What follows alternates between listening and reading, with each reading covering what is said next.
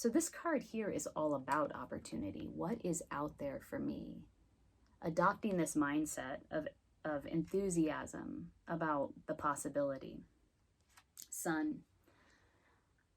There will be clarity. One of the opportunities here is a great clarity. Feelings of expansion or actual expansion in your life where this challenge is concerned.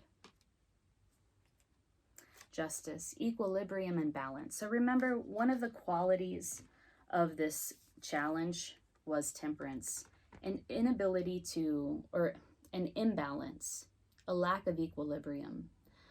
This is your opportunity to learn how to create that for yourself inside of challenging moments or where this challenge is concerned. So there is balance here in the opportunity where this challenge is concerned.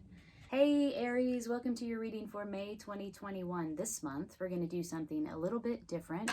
We're going to do a sort of SWOT analysis for your sign. And if you're not familiar with the acronym SWOT, it means taking a look at your strengths, your weaknesses, opportunities, and threats. And typically companies, organizations, and even people will do this type of analysis for themselves, for their company, for their process.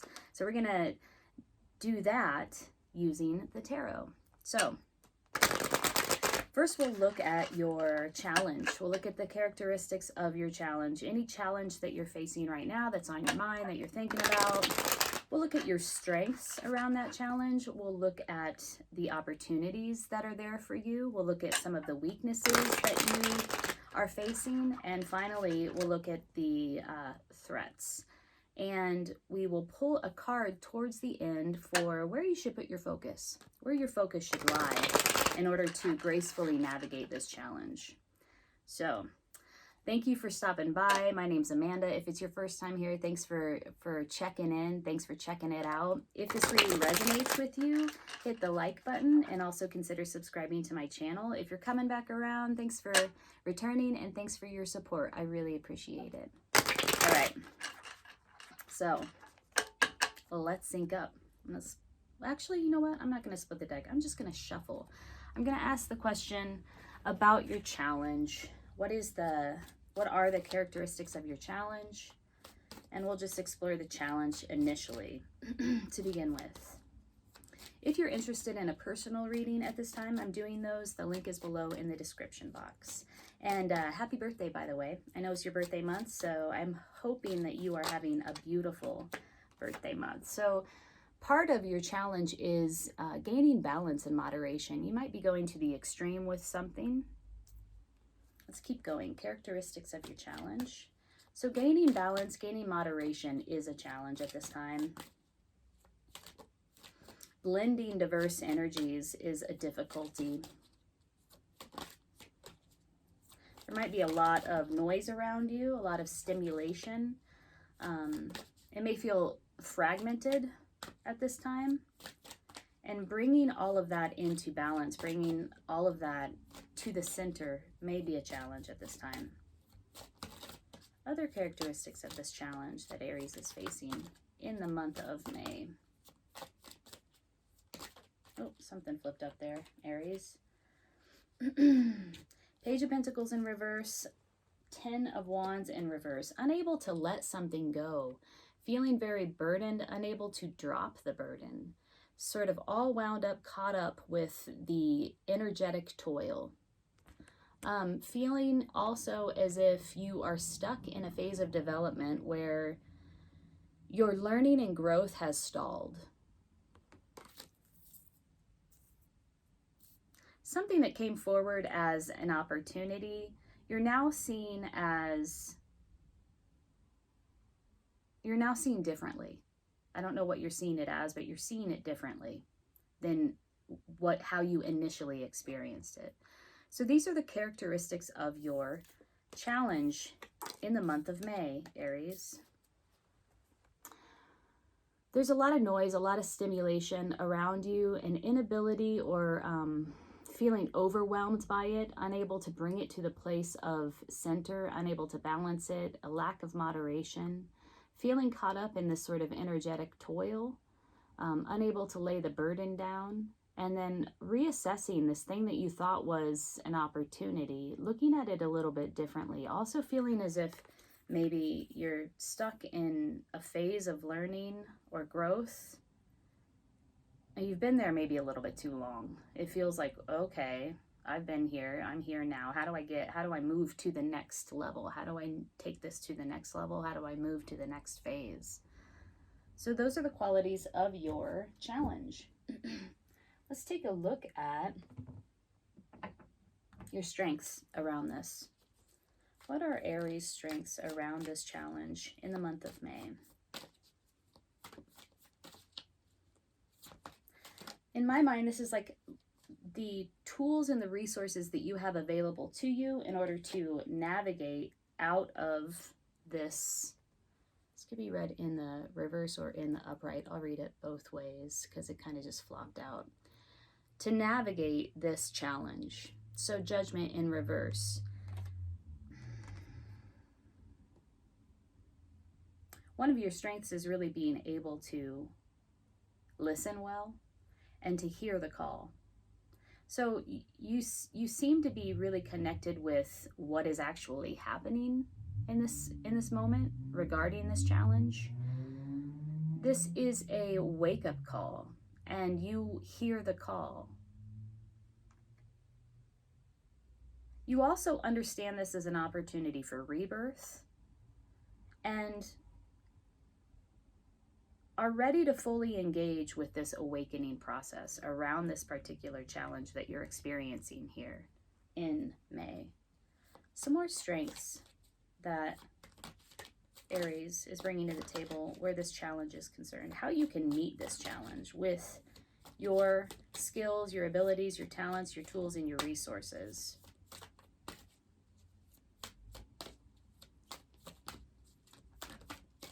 More strengths of Aries. Characteristics of these strengths that Aries is demonstrating in the face of this challenge.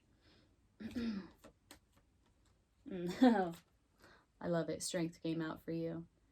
Yeah, this graceful strength, this ability to look at what is happening and befriend it, to accept it. There's acceptance in your awareness of what is actually occurring for you right now, and that is a great strength. Refusing to give into anxiety. You know, placing your focus could very easily go to this place, this Nine of Swords place. But again, your high level of awareness around what is happening here for you, Aries, means that you are not going to place your focus here. Yes, you are experiencing some anxiety around this. That's natural and to be expected, but your focus is not with it. You're not going to place your focus there. That's coming out of a time of anxiety. Also, unwilling to, you know how you can, like a dog with a bone? Fixation. Very in control of this tendency to fixate on the problem. Refusing to fixate on the problem. This is really a release of your awareness is allowing you, your awareness of the overall, okay, so here it is. It's like a 60,000 foot view. You see all of the different parts, and that awareness allows you to release yourself from this crippling anxiety and this sort of knee-jerk reaction to fixate on the problem. Right? You understand that that is not going to bring about a happy and peaceful resolution where this is concerned. That is a beautiful strength. Okay. What are some of your weaknesses around this challenge? So this is just more for you to be aware of and to work with. Funny. Ten of Wands came up in reverse again. So we got the Ten of Wands that came up to describe characteristics of the challenge. This is an inability to lay down the burden.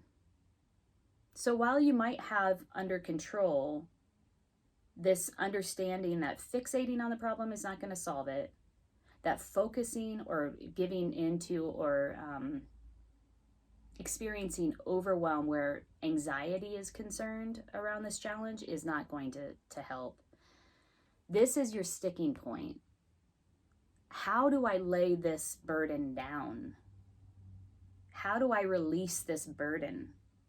This is one of the weaknesses. So this is probably the thing that you can begin to work on, laying it down, letting it go. So there's all kinds of different phrases for that, letting go and letting God. Oh man, I just watched a video. Oprah was talking to somebody, and I can't remember his name, but he was talking about how to basically raise your frequency, raise your vibration, and how to not avoid conflict, but how to not focus on conflict, focus on negativity, and just sort of like you can having that level of awareness where you can see it and you can feel it in real time, in present time, and then just like moving away from it, like gracefully moving away from that conflict, moving away from that negativity. There are qualities of that here in this letting go, laying down of this burden. How do you do that? Okay. Opportunities. Let's pull a different deck for opportunities. What are the opportunities around this challenge? There are pros and cons to everything. Every challenge presents an opportunity. So what are some of the opportunities around this particular challenge? Personal growth, for sure. This sort of practice of laying down the burden, letting go of a burden, even while you're in the midst of carrying it. And also some sort of connection with completion and with ending. Whoa, gosh, guys.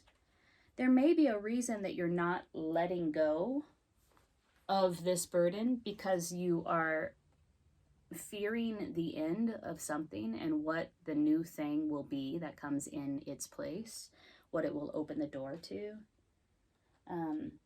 The cards that I saw here were the Two of Wands. The opportunities is what we're talking about here. You are holding the world in your hands and you're looking out for more opportunity. It says set long-term goals, perseverance, and be bold, teamwork. So this card here is all about opportunity. What is out there for me? Adopting this mindset of enthusiasm about the possibility. Sun. There will be clarity. One of the opportunities here is a great clarity. Feelings of expansion or actual expansion in your life where this challenge is concerned. Justice, equilibrium, and balance. So remember, one of the qualities of this challenge was temperance, an inability to, or an imbalance, a lack of equilibrium. This is your opportunity to learn how to create that for yourself inside of challenging moments or where this challenge is concerned. So there is balance here in the opportunity where this challenge is concerned. And then finally, we have the Five of Swords in the reverse. This is learning how to fight fair. This is learning how to navigate conflict and maintain your integrity and maintain respect for the people who you are in conflict with. This is learning that every challenge, every conflict, there is a win-win solution. It doesn't need to be, I win, you lose. Each party can come to the table, respect one another with their integrity intact, keep their integrity intact, and come to a resolution that benefits both parties or all parties involved. So this is an opportunity, learning how to engage in this type of conflict and come to peaceful, respectful resolutions that benefit all involved. Okay. You know, I said that I wanted to do threats, but I don't feel like we need to do threats for this reading. I feel like we talked about the challenge, we talked about weaknesses. I feel like what I want to do now is just look at where you can place your focus, the strongest point of focus for you in navigating this challenge with grace. So let's read the medicine cards for that. So where should Aries place their focus as they navigate this time in May? We have a couple repeat cards here. The Ten of Wands came up. And this was an opportunity and a challenge, right? The Ten of Wands. Flip side of the same coin. Dropping the burden, letting it go. Butterfly. We have a lot of nines that came out here too. And this is another 9. This is where you should or could place your focus for the best possible outcome. Let's read about butterfly. Transformation, right? Butterfly is all about transformation. The power that butterfly brings to us is akin to the air. It is the mind and the ability to know the mind or to change it.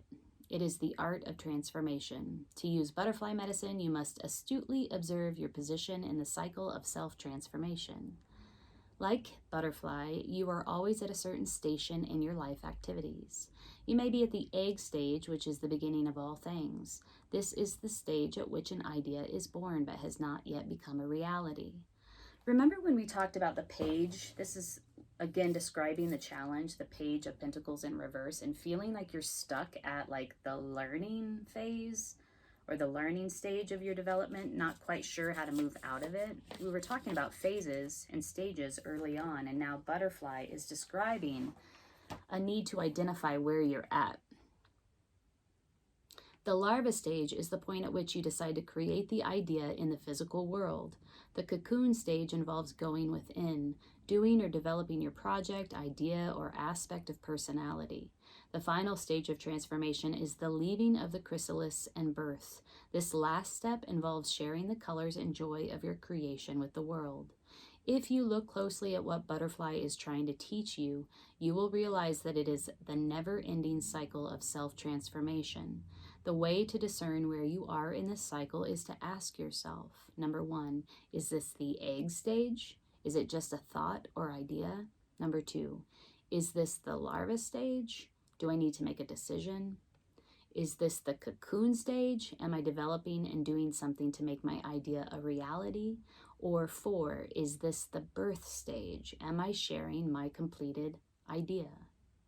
By asking yourself these questions, you will discover how butterfly is relating to you at this moment. Wow. Okay, so we asked, where should you place your focus? Your focus would be best placed on that question. Where am I at right now in my phase of development, particularly where this challenge is concerned? Placing your focus there and sort of unpacking that for yourself, or also accepting where you're at in your phase of development. Also identifying where you're going. What is the next phase of development? What is the next stage of development here? Well, Aries, I hope this reading resonated with you. If it did, leave a comment below, hit the like button. I'm wishing you the best in navigating this challenge, and I'm wishing you the best in May. Hope you have a beautiful birthday. Take good care. The strengths where this challenge is concerned, these are the things that you can draw on to help you navigate the situation with ease and with grace, are that you have no problem with being alone.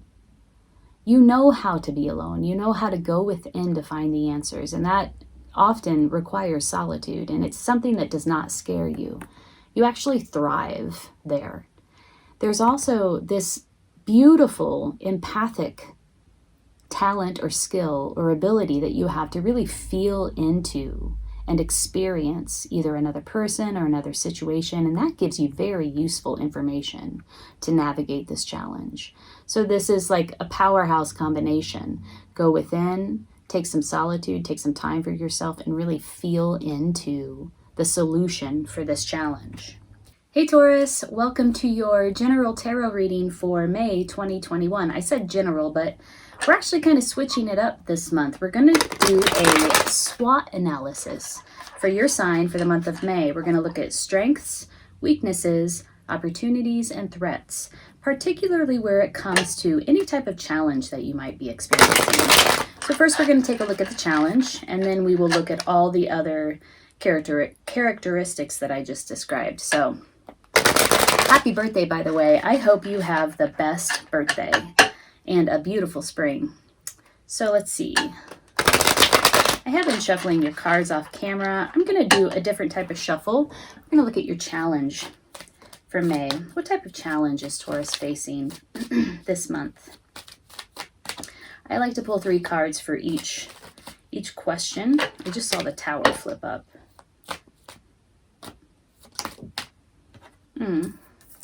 Challenge, standing your ground, defending yourself in some way. This card for me is really standing up and speaking your mind.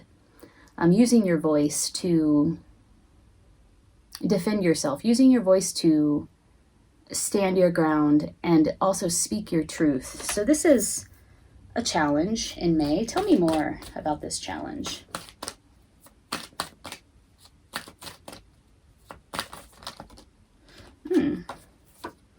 Could be inside of some sort of commitment. There's a lot of cards that came out here. I'm just going to read all of them.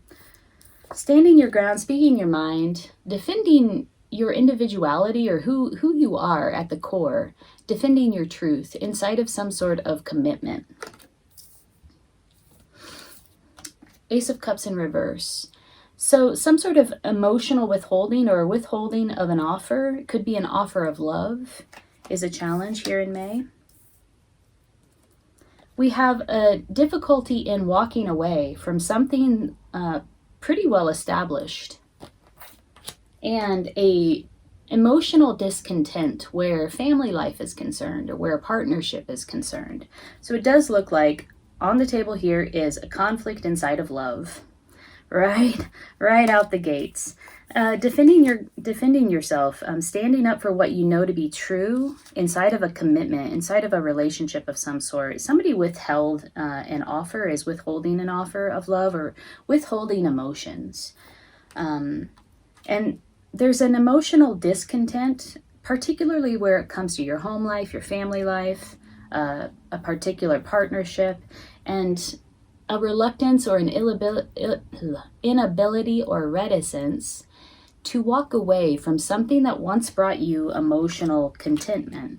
Okay, so this does look very love, romantic, relationship, partnership oriented, the challenge in May.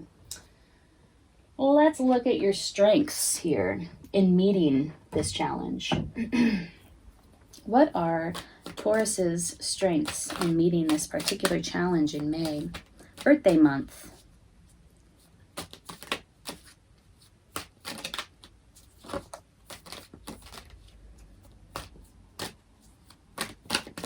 Whoa. Excuse me, eyes itching.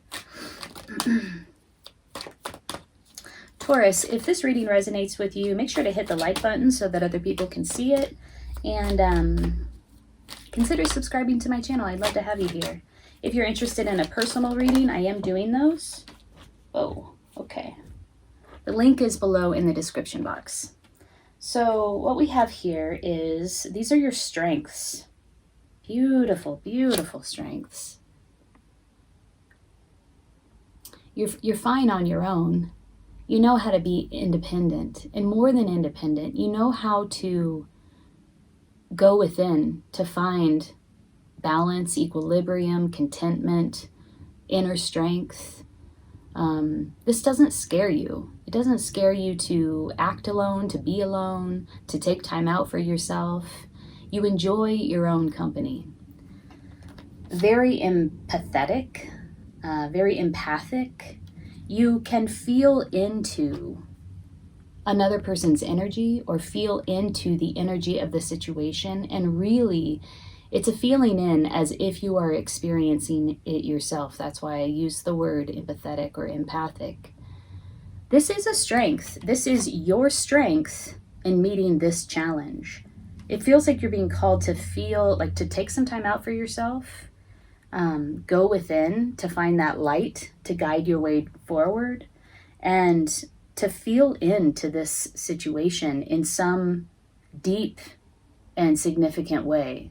There's information there for you that will support you in navigating this challenge. Okay, so what's the next? Strengths, weaknesses. What are some of your weaknesses around? Let's use a different deck. Around this challenge. And the challenge again is, it does seem to be one of partnership, potentially romantic partnership. Somebody's withholding information or withholding an offer of love. There's a difficulty in standing up for what you know to be true. Or also it could be a guardedness. One of the challenges is dropping the guard or having a guard that is creating a challenge. It's inside some sort of commitment, potentially taking a commitment to the next level. There's some sort of emotional discontent inside of a family or home life or a partnership situation, and a difficulty in walking away from some sort of emotional situation or love situation that at one point brought contentment, brought happiness, brought joy. Okay? Your strengths in dealing with this challenge have to do with your empathetic or empathic qualities, really feeling into the situation so that you can glean more useful information. Here we go. And then also, one of your strengths is in your innate ability to enjoy your own company, to be alone, to take some time out, to go within. Weaknesses. We have the 9 of Swords in reverse.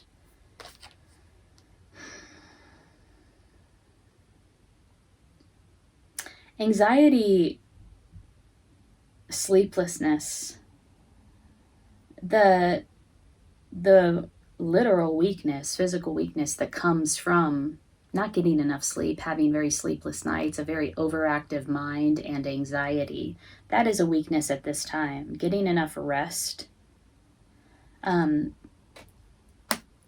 It's almost as if you're struggling with knowing how to come out of that type of energy. That is a weakness. Let's learn more. Tell me more about weaknesses where it comes to this challenge for Taurus.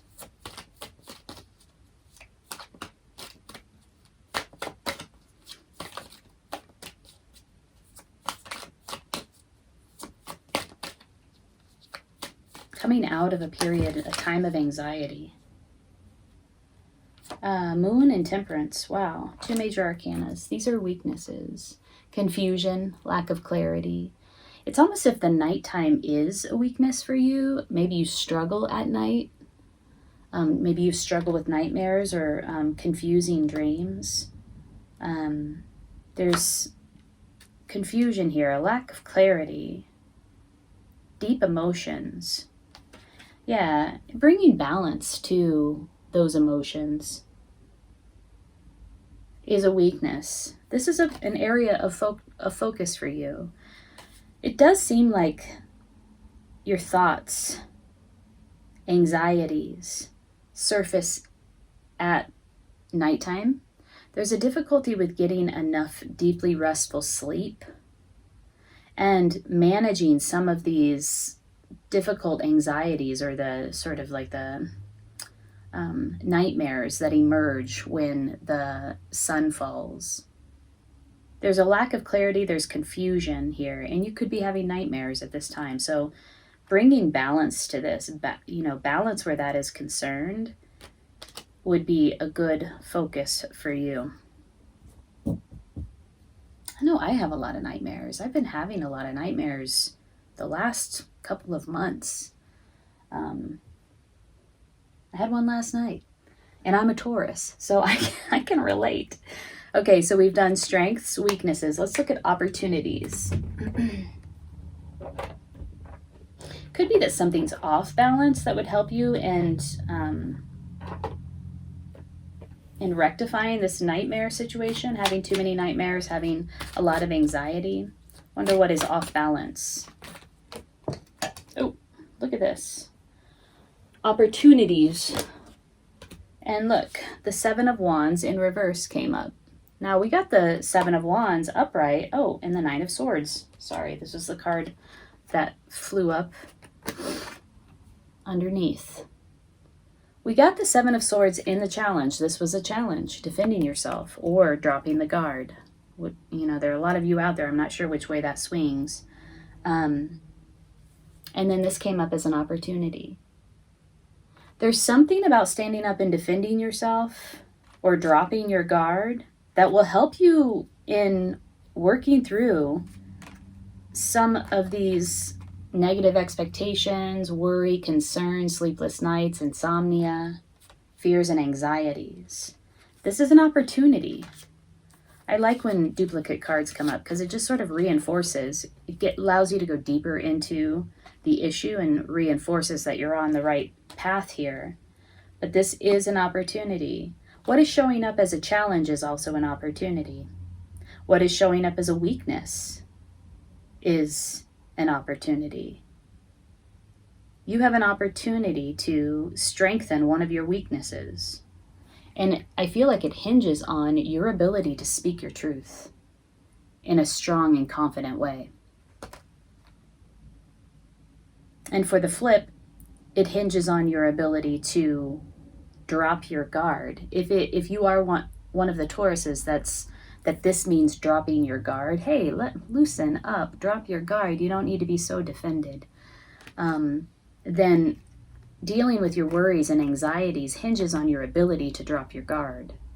If you are one of the Tauruses that has a difficult time defending your truth, standing up, using your voice to speak your truth and to show the world or show, you know, this situation that you are strong and confident and this is your truth, then dealing with your anxieties hinges upon your ability to do so. Okay? Opportunities, threats. Let's look at threats. Ooh, let's work with the dark mirror when we deal with threats. What are the threats around this challenge for Taurus in the month of May?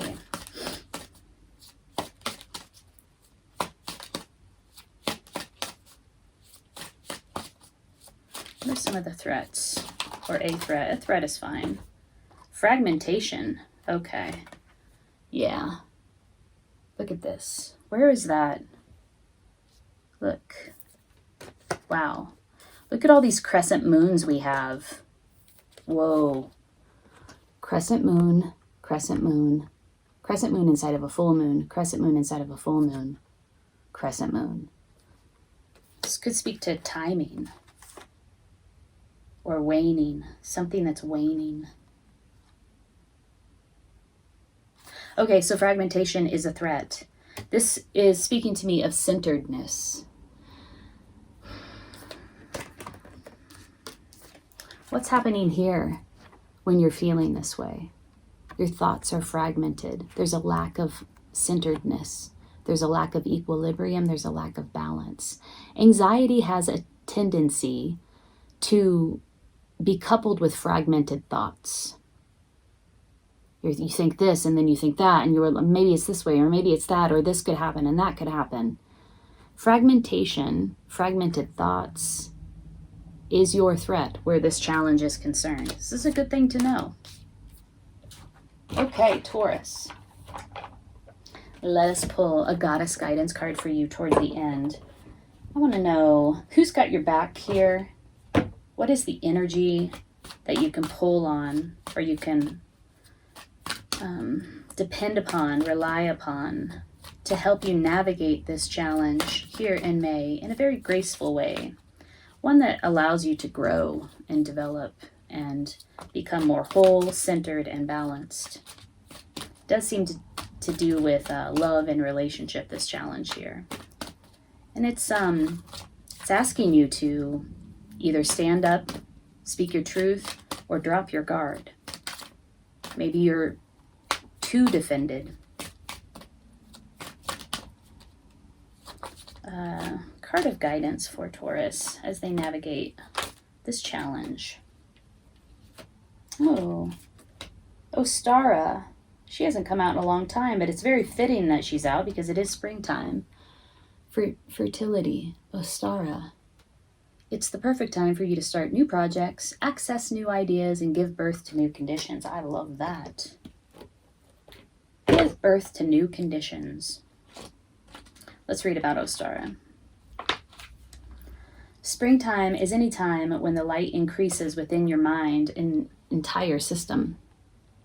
If you feel dark, heavy, or depressed, then you can lighten up by fueling yourself with positive intentions, nutritious foods, and anything that sparks your feelings of love.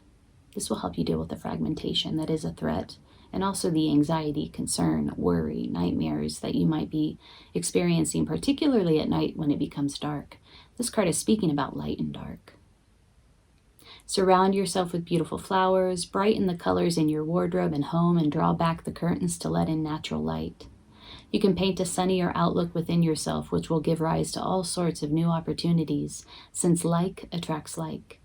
Feel more energized and powerful as you spruce up your inner and outer worlds, then capitalize on this increased vigor by starting a new project that really makes your heart sing with excitement. Let's read the next page. Various meanings of this card. This card signifies pregnancy. You will be involved with a successful child conception, adoption, or custody resolution. Your desire will fully manifest in the springtime. There will be a resurrection of the old. Your new idea or venture will be successful, and it's an opportune time to make life changes. Cool. There's a lot of various meanings of this card that could apply for some or a few of you.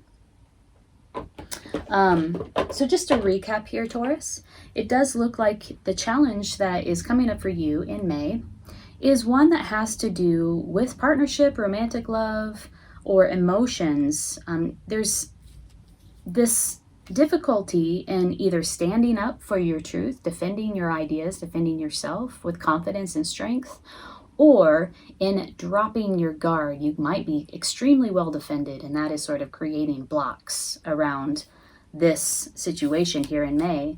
This seems to do with taking a commitment to the next level, or a commitment of some sort, stability inside of a commitment, and this is a love commitment. There's a withholding of There's a withholding of a new beginning in love, or a withholding of emotions around love, around love.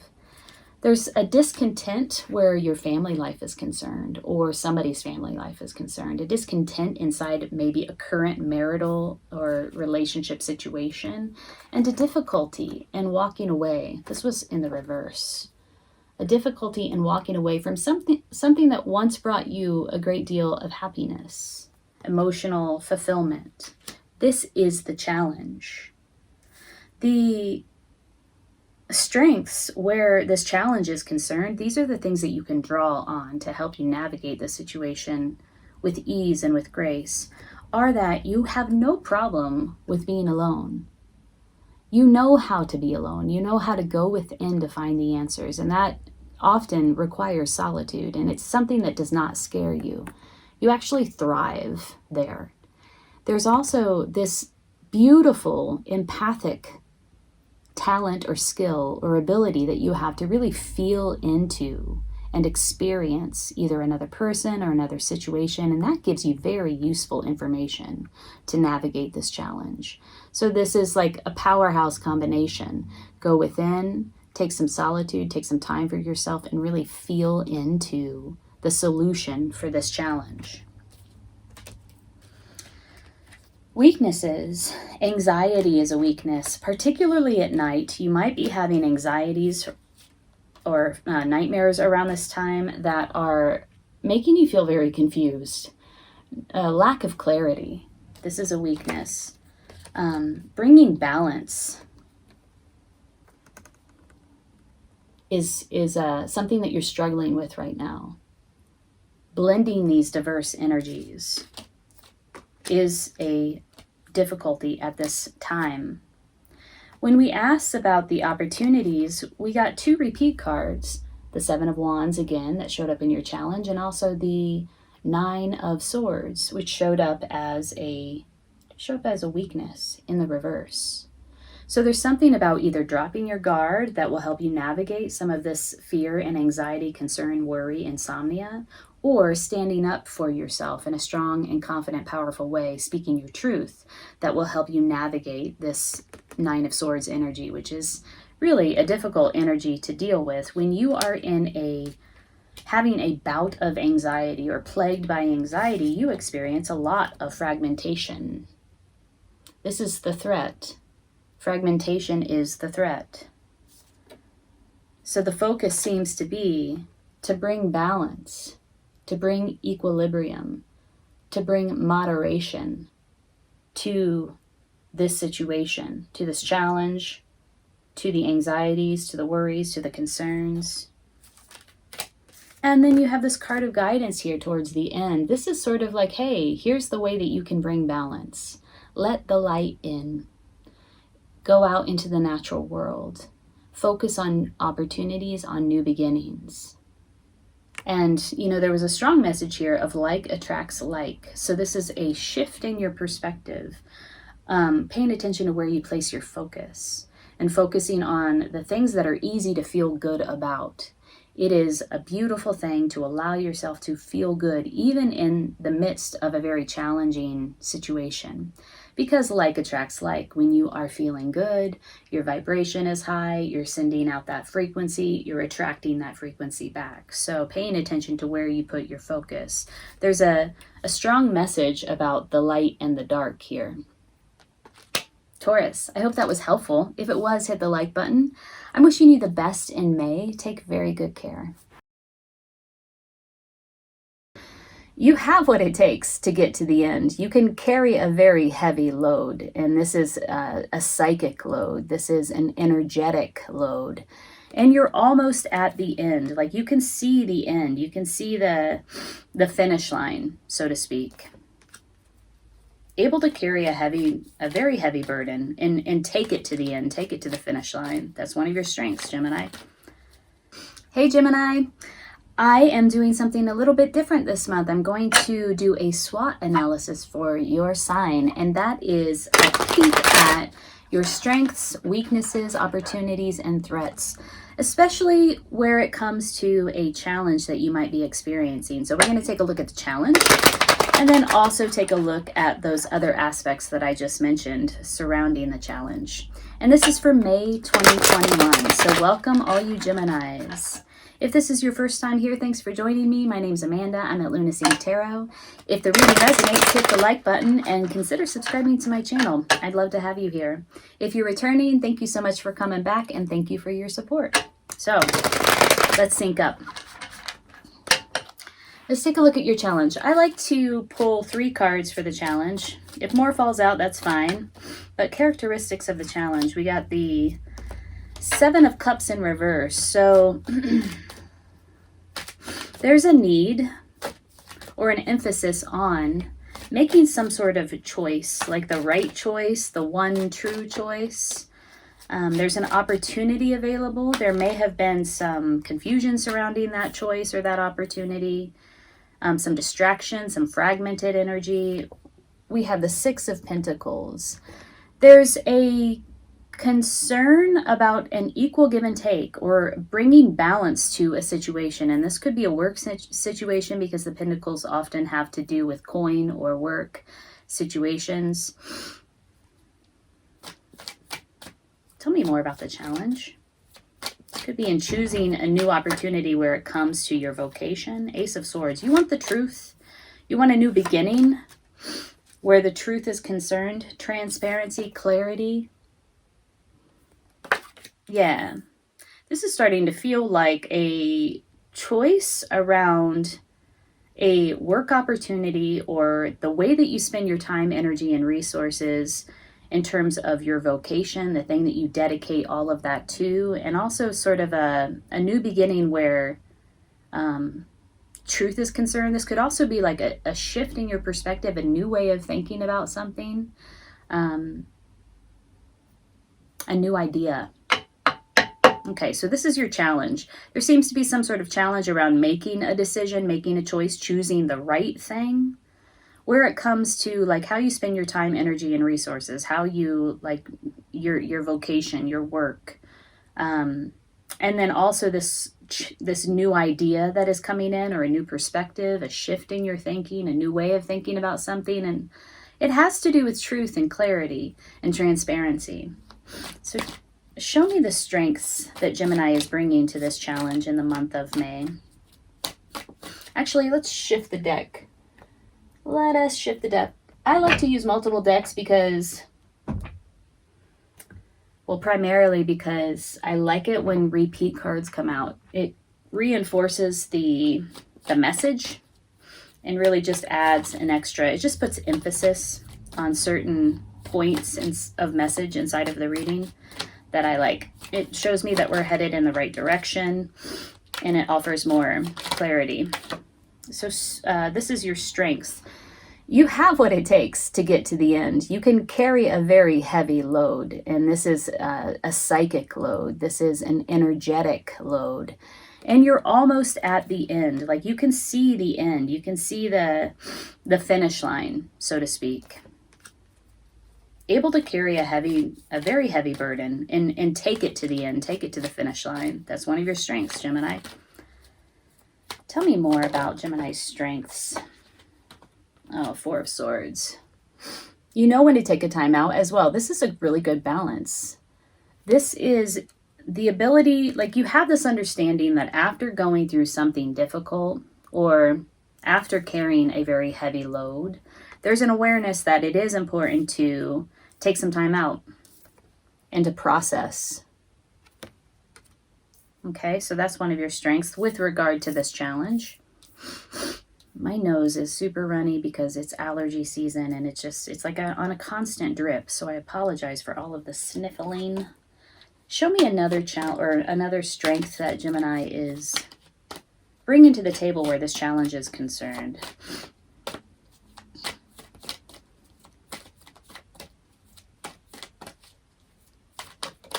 You want the truth.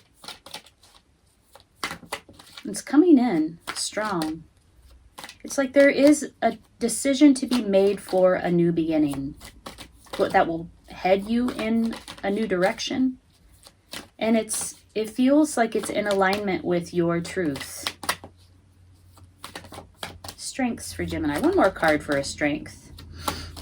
I like the juxtaposition of the Ten of Wands with the Four of Swords. It's like carrying a very heavy load, able to do so, able to make it to the finish line, but also this awareness and understanding that after that you make it to the finish line, there is a requirement, a mandate is what I heard, to then recuperate. That is part of your strength. It's the flip side of your strength. Okay, Nine of Swords. You also have a grip on your anxieties. They may be at play for you right now in your life, but you have a grip on them in that you have an awareness around them. Like, okay, yes, these are my anxieties. I see them. I can contain them. I understand them. And in that way, you mitigate your anxieties. You don't allow them to run the show for you. So these are strengths that you're bringing to the table, Gemini. What's next? Weaknesses. What are some weaknesses that you might be aware of?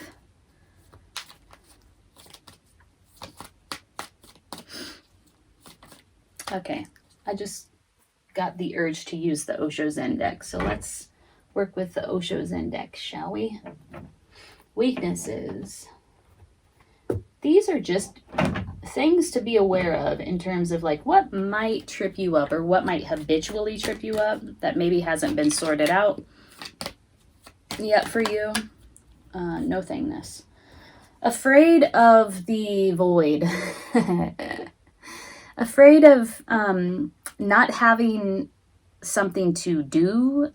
This is pure potential, right? And the void can be quite scary because it's ambiguous. There's not much that you can do. There's not much initiative that you can take where it comes to the void. It's like the void acts in and of itself on its own, in its own capacity, in its own way. And in that way, that darkness, that void, that ambiguity can be quite scary, especially if you're somebody who's used to taking action and making things happen. This is sort of just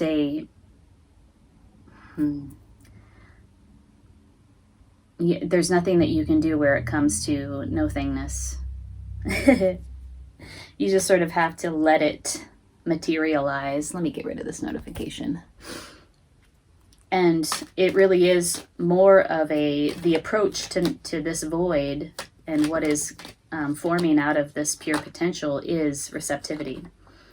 So that's something for you to be aware of in terms of this challenge. It's happening. There's not much that you can do to make it happen except to be open and receptive to it. Another weakness that Gemini should be or can be aware of. Oh, a tendency to avoid major transformations, major transitions, the fallout of major transitions, major transformations, a tendency to want to avert it, you know, like instead of walking straight into it and dealing with what is happening in the present moment, even though it may be very conflicted, may be very difficult, there's a tendency to want to skirt that or avert that. One more weakness that can inform Gemini's approach to this challenge. These are two major arcanas. So it just implies to me that these are significant. Totality. Interdependence. You might have a tendency to want to do things alone. Like, I got all of this. Like, there's a reluctance to be vulnerable or to step into the place of vulnerability that interdependence requires. There's a tendency to want to, no, I got this all. I'm fine. I can do this by myself. I can make this happen. In this current challenge, though, it may serve you to take a look at the value of interdependence, the value of acting with, working with, connecting with others. Okay, let's look at the opportunities. We're going to work with the Magician deck for opportunities. Show me the opportunities where this challenge is concerned for Gemini in May. 5, and I'm speaking about totality here, the last card that came out for the weaknesses. 5 is the number of conflict and change. And there is a tendency here to avert conflict, avert change. Did one just flip up here? No. So, and also we have nothingness is also 5. So there is change happening for you, and yet there's a reluctance to engage with it.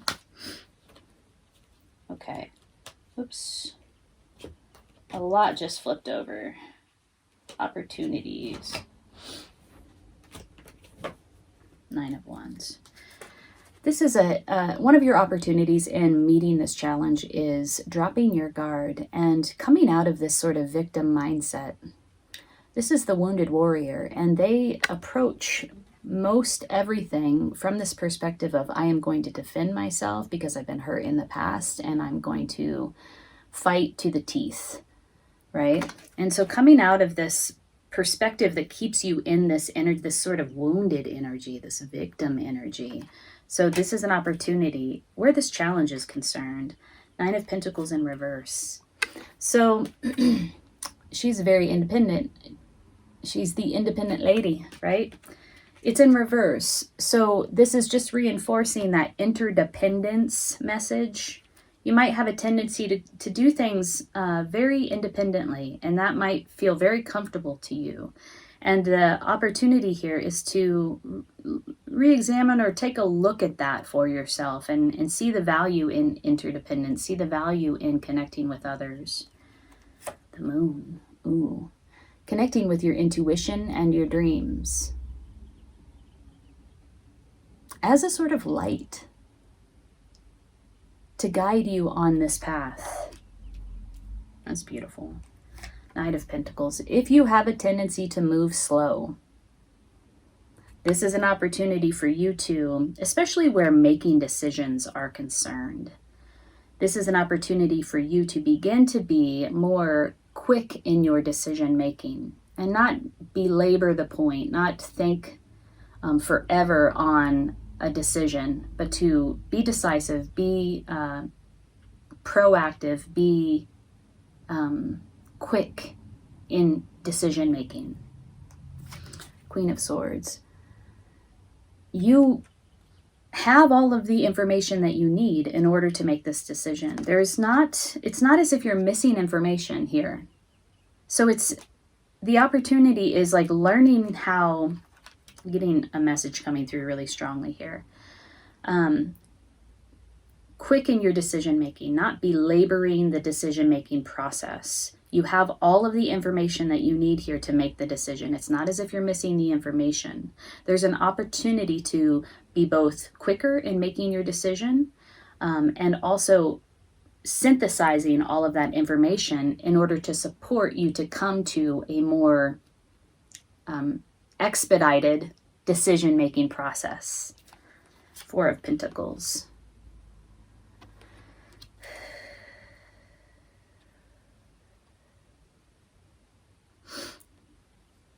This whole message about being independent, doing things on your own, and the flip side of that, which is vulnerability and interdependence. This Four of Pentacles is really speaking to that for me.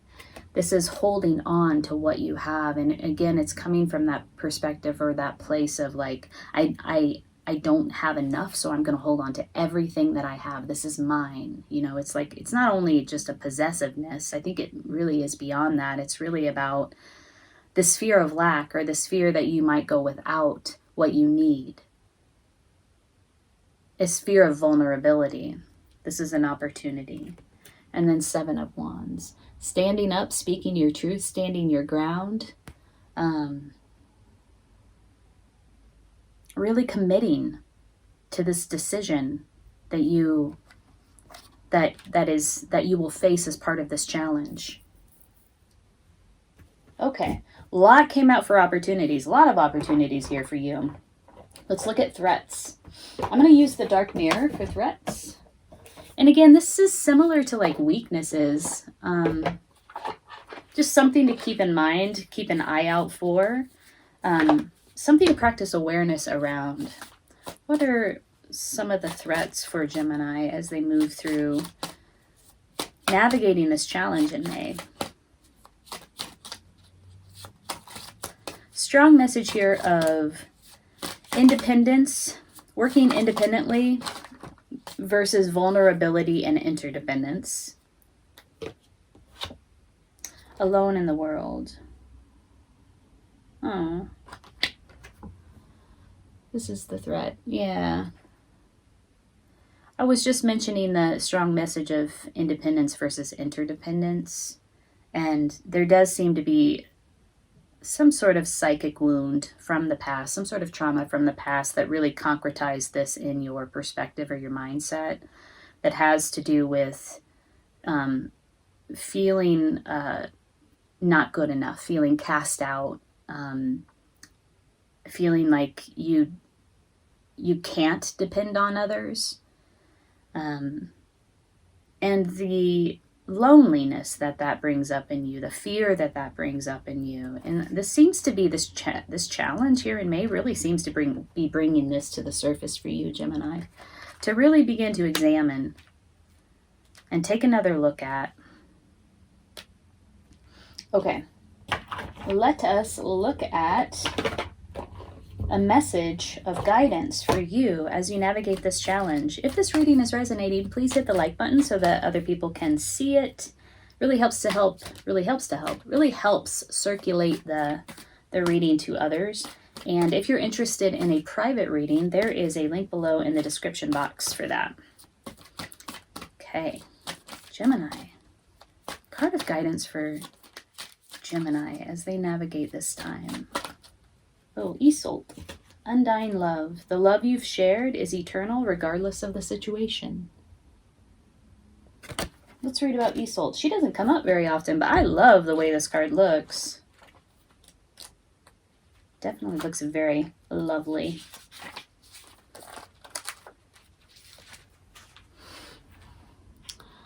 When it comes to matters of the heart, your help is here. It's all around you and also inside of you. Your inner wisdom may seem quieted by any pain that you feel, yet be assured that the healing you're undergoing is swift and efficient, and you truly are healing from the inside out. First, your heart must heal from its grief, loneliness, and any feelings of betrayal. This can take some time, so be patient with yourself. Treat yourself as you would any ailing person, with caution, gentleness, and tenderness. Next, get yourself out into the world, not in a harsh fashion, but with outings to parks, forests, and such, which are essential to lightening your outlook. Nature is the great healer. You see, that's why I'm frequently amidst the flowers and the trees. Although they may seem quiet on the outside, they're quite talkative when you breathe and simply ingest their magical tones in conversation. Spend time among the forest and trees, as well as the plants and the animals, and you'll regain your foothold upon this planet. You'll revive your sense of spirit and your desire to tread among the living once again. I promise you that your heart will mend, and that you'll also help others in this fashion along the way.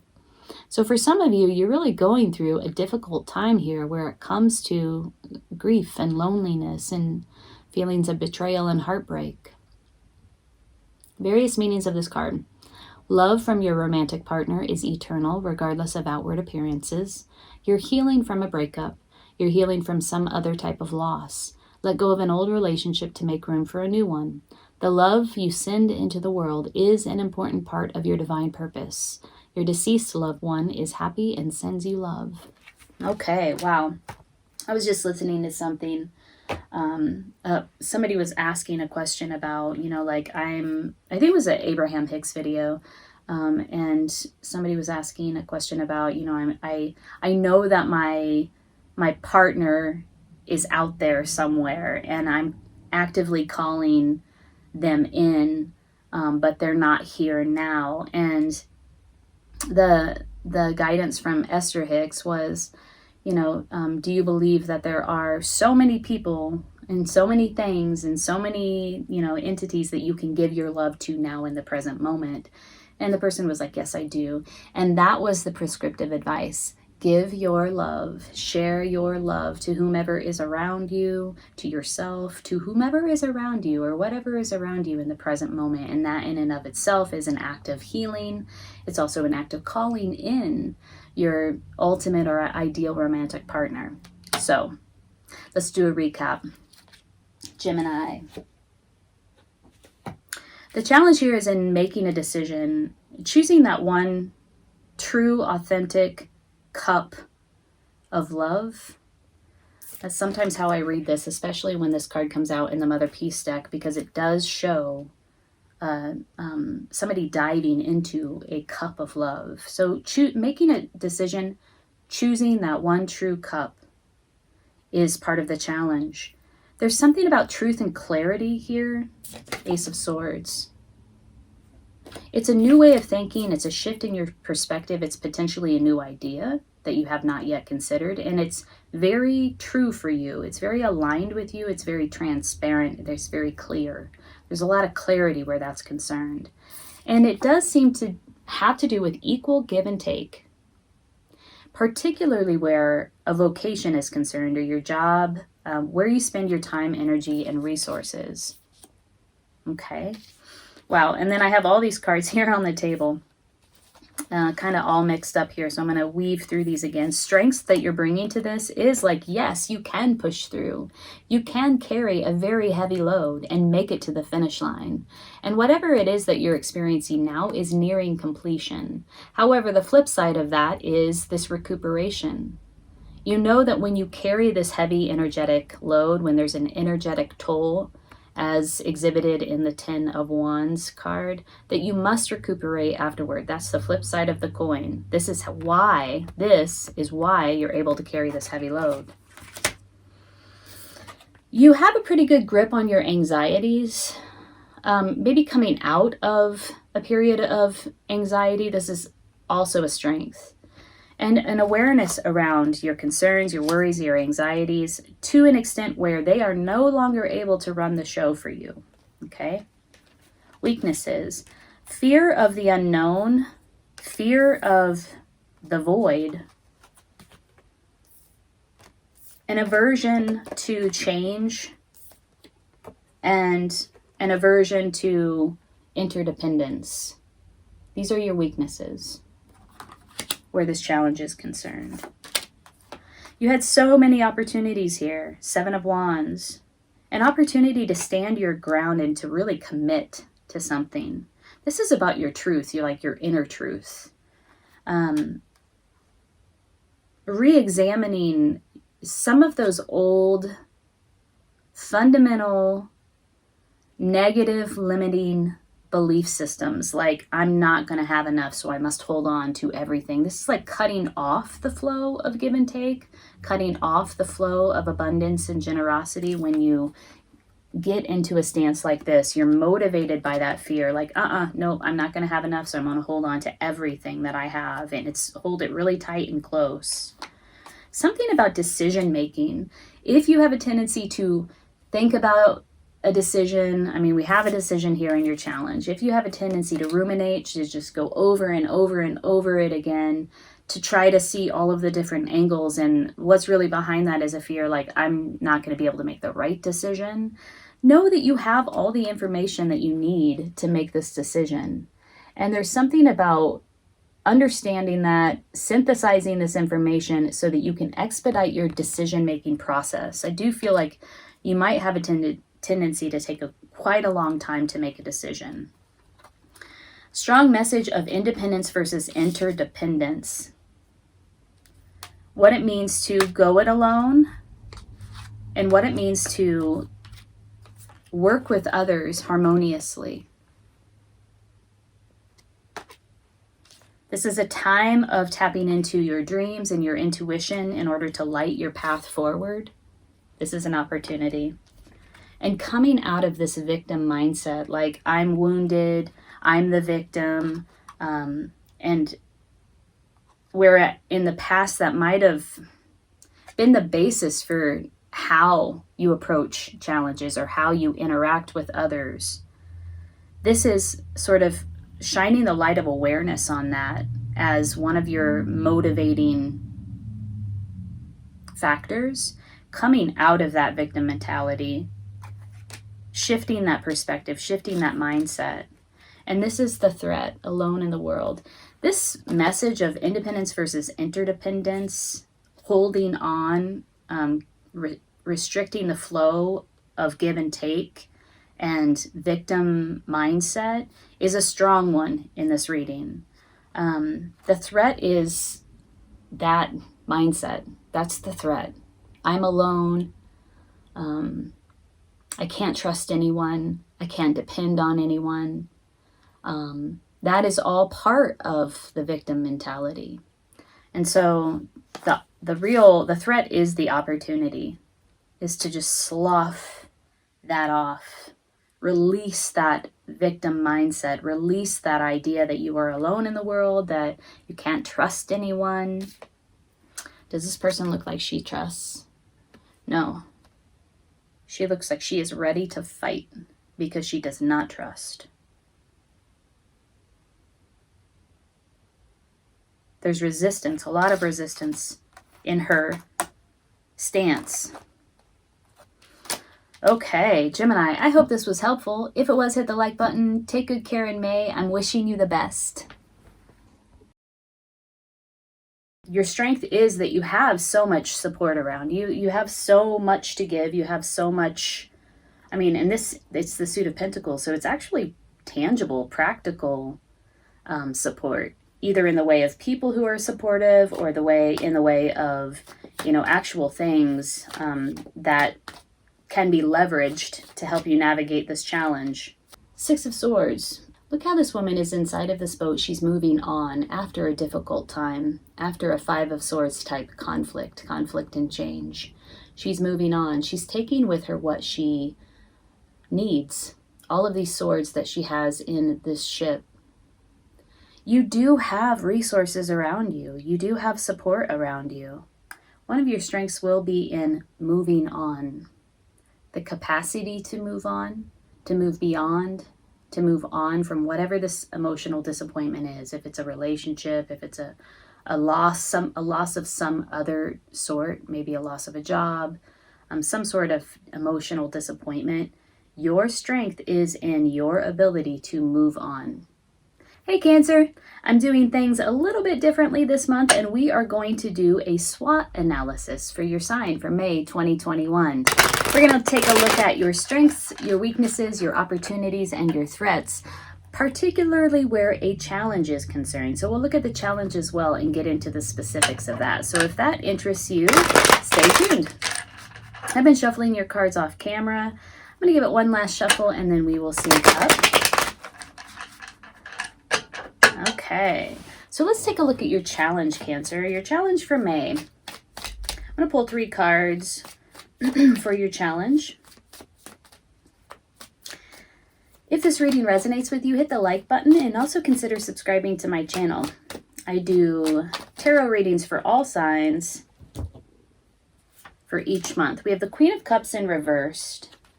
So a little bit of emotional instability and difficulty imagining what it is, difficulty aligning your thoughts with your emotions in terms of what it is that you want to manifest. So a little bit of a confusion, lack of clarity, and kind of ungroundedness where your emotions are concerned here in May. This is the Queen of Cups in reverse. This is sort of a lack of alignment where your true desires, your true heart's desires are concerned. Oops, this one was flipped up. Let's pull a few more cards, though, and get deeper into this challenge. Ooh. Ace of Wands in reverse, 5 of Cups in reverse. Okay, this has to do with some sort of loss and emotional disappointment. I feel like you're on the tail end of it, though. You're beginning to turn around and take a look at what you have left, what is remaining, what is still there for you, what is still supportive of you. The Ace of Wands in reverse also speaks to a disconnect from something that you feel like that spark that makes you feel happy to be alive. So your essential energy. Could also be that something that you thought was an opportunity turned out to, fizzle out. So there are feelings of loss here, emotional disappointment, like you're out of alignment with your true heart's desire and sort of disconnect from that thing that makes you feel happy to be alive, the joie de vivre, right? So this is happening in May for you. All right, well, let's look at your strengths where this challenge is concerned. What do you got going on for you that will help you, that will aid you in navigating this challenge here in May? Ooh, something popped out right away.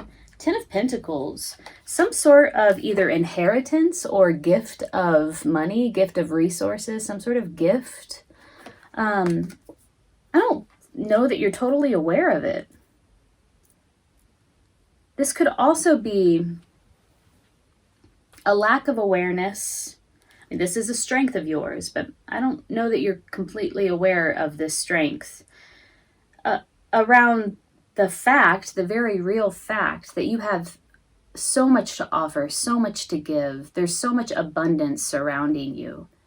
And when it comes to getting into alignment with your true heart's desire, I feel like you're sort of, you're lost in the weeds of this loss or this emotional disappointment that you've experienced here in such a way that you're not able to see the abundance or the support that surrounds you.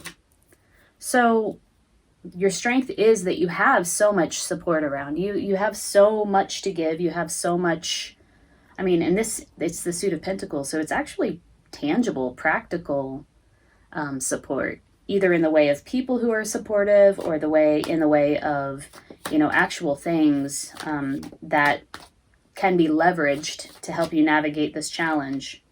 But tell me more about the strengths. So we have a lot of cards in reverse, all of them are in reverse. It does seem to suggest either some sort of blockage, or I would go so far as to say a resistance Tell me more about Cancer's strengths where it comes to this challenge. Shift in perspective, I think, is needed. Six of Swords. Look how this woman is inside of this boat. She's moving on after a difficult time, after a Five of Swords type conflict and change. She's moving on. She's taking with her what she needs. All of these swords that she has in this ship. You do have resources around you. You do have support around you. There's one of your strengths will be in moving on. The capacity to move on, to move beyond, to move on from whatever this emotional disappointment is. If it's a relationship, if it's a loss of some other sort, maybe a loss of a job, some sort of emotional disappointment, your strength is in your ability to move on.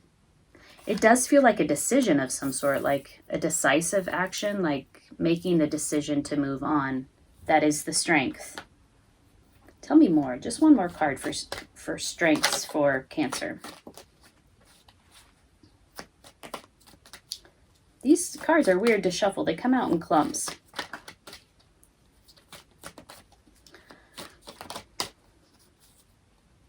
So we see some emotional instability, a disconnect from your true heart's desire, also from that energy that makes you feel like, I'm going to get up and go, right?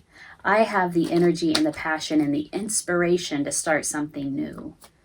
And a period of loss or mourning, grief, loss, emotional disappointment. This could have to do with love, but it also seems tied to your passion in some way, to what made you feel passionate about something. Tell me more about a strength. There we go. Oh, Three of Swords in reverse, and the Lovers underneath that. Wow, and the Emperor. Okay. So, we have these three cards here. We asked about strengths. I do see that there was some sort of emotional disappointment, some sort of betrayal in love. This does seem to have been in the past. It feels like it's lingering. Might be something to clean up. A residue is what I heard. It's like residual. The residual effects of some sort of emotional disappointment or heartache with an Emperor type individual. Somebody who's in a position of power, felt like you're king. And gender can be swapped here. If you're masculine watching this reading, it felt like your divine counterpart.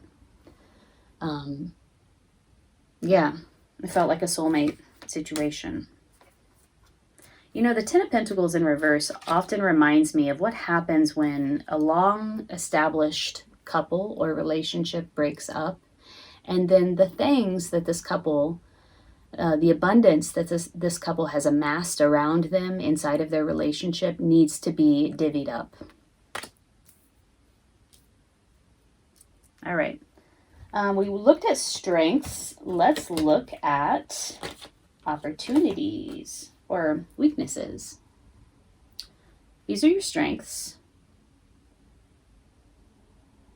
Now let's look at your weaknesses. Sorry. Let's use the Osho Zen for that.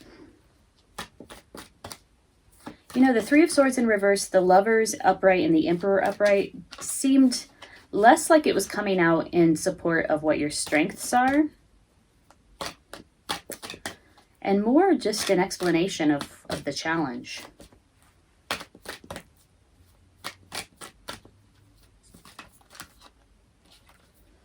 Okay, weaknesses, completion. Yeah, trouble wrapping something up. Putting that last piece of the puzzle in place in order to move on. We have the Six of Swords, which is moving on. So there's something that's sort of tripping you up or holding you back, or some resistance to actually wrapping up this cycle. Putting that last puzzle piece in place. Adventure. There might also be a fear of adventure. You know, there's a lot of innocence, and I would say even potentially in the case of this little girl, ignorance in the purest sense of the word, that is involved with her walking down this path into this rainbow light, right? She's in a dark forest, and she's just following this inspiration that this light, this rainbow light, elicits inside of her. It's just an impulse. And so this is a weakness, right? This, I don't know if it's a resistance to following your impulse into the new adventure. We do have the Ace of Wands in reverse, which is, this is a new opportunity, where like an inspired new opportunity, where your passion is concerned. It's in the reverse, so there does seem to be some sort of resistance to having that type of inspired adventure. And that is a weakness. Something to look at. Turning in. A need for meditation. There's a lot of voices around you right now. And I don't feel like all of them are totally beneficial. They're impinging upon your inner peace. And so turning within, practicing some meditation, even though there might be some, it might be feel very difficult to do that right now. Doing it in bite sizes, like 2 minutes in the morning, then 3 minutes in the morning, and then 4 minutes in the evening. Bite-sized meditations in order to cultivate some peace around you, or at least where your mind is concerned, would be beneficial to you. Okay, let's look at opportunities. Yes, opportunities. Let's work with the Magician, Cancer. Okay, so this does seem to be some sort of emotional disappointment around a loss. For me, it feels like it's coming from, it happened in the past, way in the past. Like this is it feels like a residue that you're kind of wrapping up. There's resistance around completion. Like putting that final puzzle piece in place and walking off into a brand new adventure.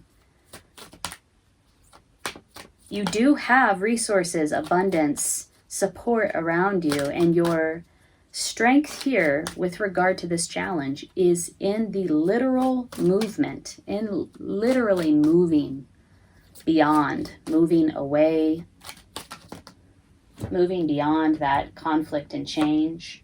Opportunities, King of Wands. Interesting. I wonder if there is an opportunity that's going to come in via a King of Wands type personality.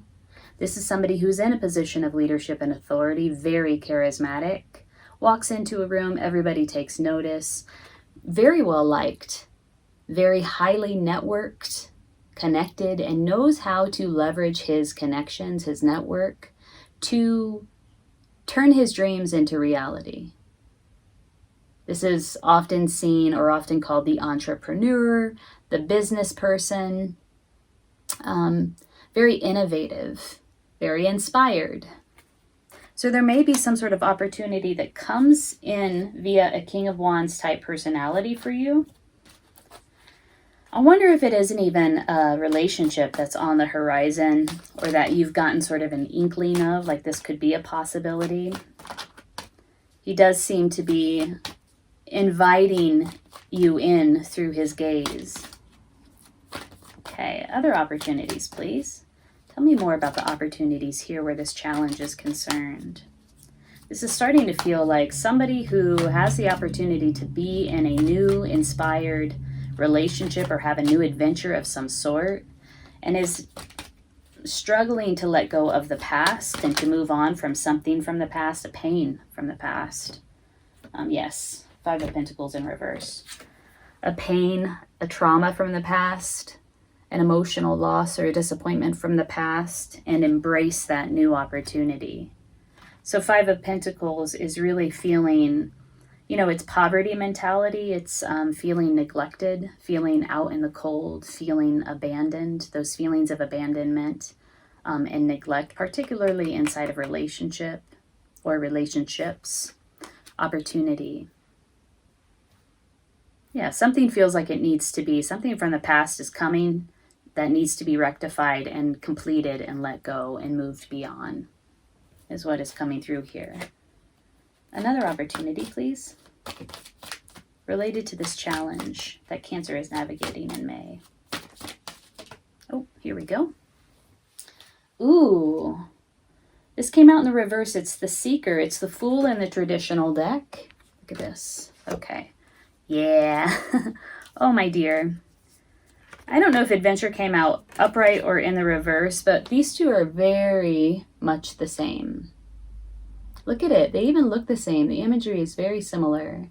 The Fool and Adventure. So the Fool, there is some sort of struggle. There's an opportunity here for a brand new beginning, an inspired new beginning, maybe brought in by this King of Wands type character. There's a resistance. I feel like it has to do, the resistance has to do with something that's happened in the past that hurt you straight up, that just hurt you, that maybe you haven't processed completely. But there is an opportunity for you to have this brand new beginning, this new adventure.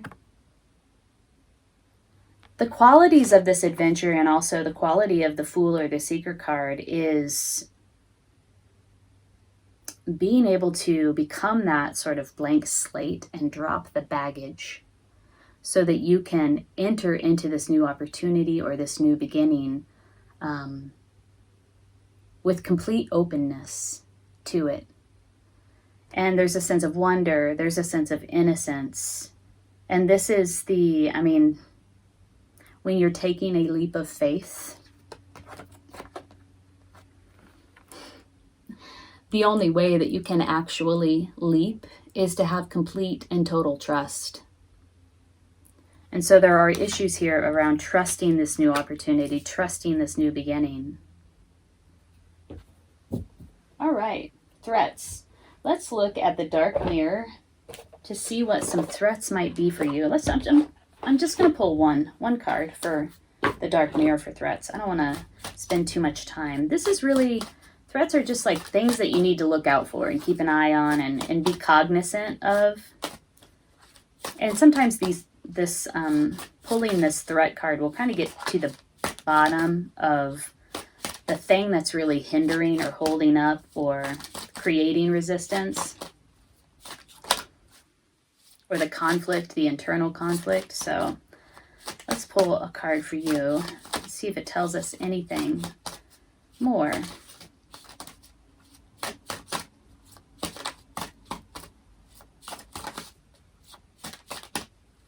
Cancer. If this reading is resonating so far, hit that like button. If you're interested in a personal reading, you'd like to go a little bit deeper into your personal situation, there is a link below in the description box to my Etsy shop. These cards are quiet. Threat for Cancer. What should Cancer be on the lookout for, be cognizant of, be aware of? A little clue or key to this challenge. So 2 fell out. We have downcast pride and obsession. Interesting.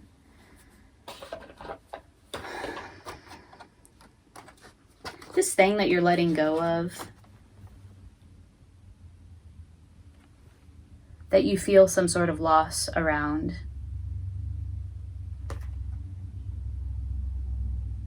There's humiliation. It's like you felt humiliated by it and also disconnected from your sense of self-worth, self-esteem. And it's something that you ruminate on. I mean, this uses the word obsession. It has a little bit of a tighter grip on you than you do on it. So there's this sort of subconscious, almost unprovoked rumination on this situation. It sort of plays over and over and over in your mind. We have this card turning within. This is a strength. I feel like this is a way to get a more of a grip on these negative habit patterns, meditation, than they have on you. And sort of a key in actually being able to move beyond. Okay, let's pull a card of guidance for you. My dear Cancer.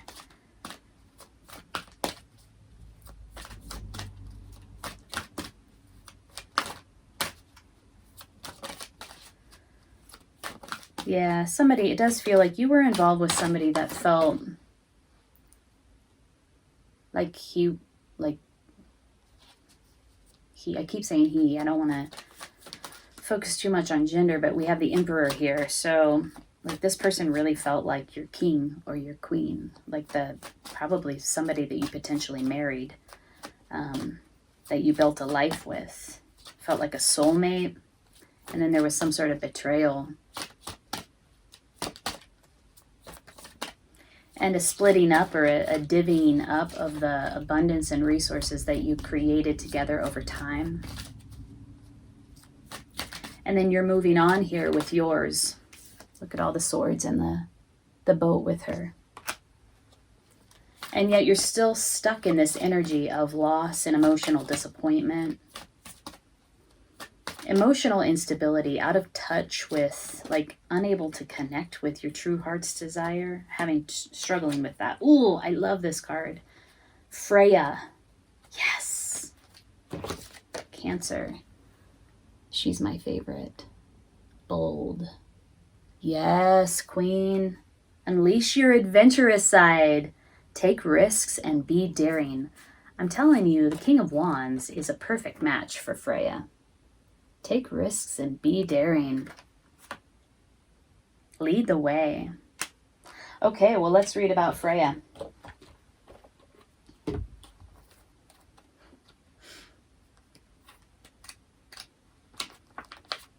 Don't play it safe right now. Instead, take bold action in the direction of your true heart's desire. Didn't we just talk about your true heart's desire and sort of feeling disconnected from it? Whoa.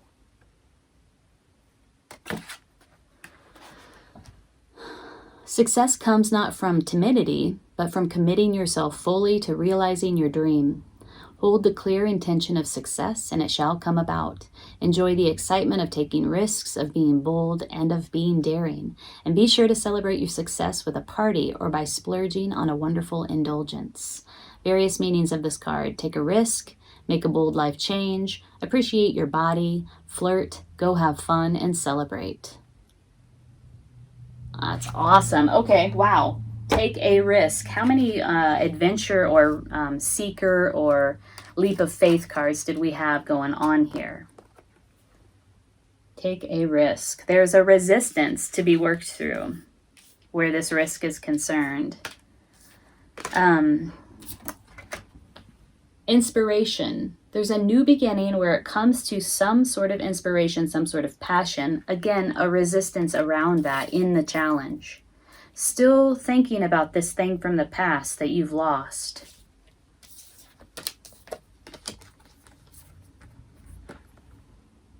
This betrayal, this emotional disappointment, this heartache, it sort of plays on you. It just like, your thoughts are dominated by it or can be dominated by it. Could be even happening in the nighttime in the way of dreams. You felt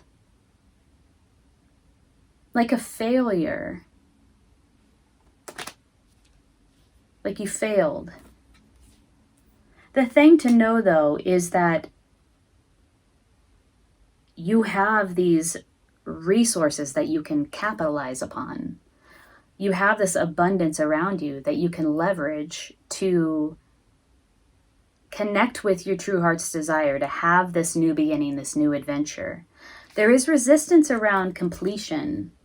You will need to be involved in this and really moving on, making a decision. Remember I said it feels like there's a decision, like this is decisive action to be made. Wow, Cancer, I'm wishing you the best in May. I hope you just have a beautiful spring. Take good care.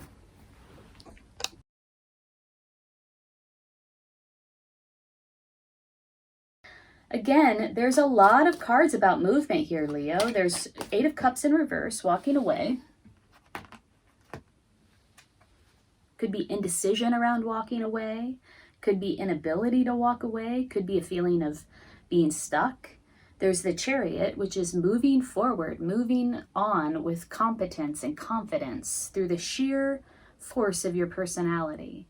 Alignment, aligning these opposing forces in order to move on. And then we have the 6 of Swords coming up in a weakness, which is moving on after a time of conflict. Now we have the 5 of Swords here, and the 6 of Swords obviously follows the 5 of Swords. 6 of Swords is moving on after this experience. Hello, Leos. Greetings and salutations. Are you struggling around something? Is there some sort of dilemma in your life that you've been trying to figure out, thinking a lot about? Well, this is your reading, because today we're going to take a look at a challenge that you might be facing in May. We're going to do a SWOT analysis for your sign. We'll take a look at your strengths, your weaknesses, your opportunities, and potential threats where it comes to this particular challenge. So if that interests you, stick around. I have been shuffling your cards off camera. I'm going to give it one last shuffle, and then we'll start shuffling again. We're going to pull 3 cards for your challenge, and then we'll get into the rest of it. If it's your first time here, my name's Amanda. I'm at Luna Sync Tarot. Thanks for stopping by. If you're returning, thanks for coming back. I appreciate your support. Okay, let's take a look at your challenge. These are going to be like qualities and characteristics of the challenge that you're facing. Oop. Gosh, this came up the last time I did a reading. It's the 7 of Cups. Having to make a choice. A lot of options available to you in front of you, though none of them seem quite real. There's a lot of fantasy happening here, a lack of clarity, and possibly some confusion. It's very fantastic. It's very like sort of fantasy oriented and illusory. These choices, these decisions, these options. We have walking away, though. I believe this was in reverse, walking away. We have the 8 of Cups. It's a walking away card for me. Unable to move on, unable to walk away from this thing that you've built. And then we have the Chariot. That's so funny. There's an inability to sort of move on, and this is the moving on card. This is like, we're moving forward. We're moving forward with confidence and in total alignment through the sheer force of our will.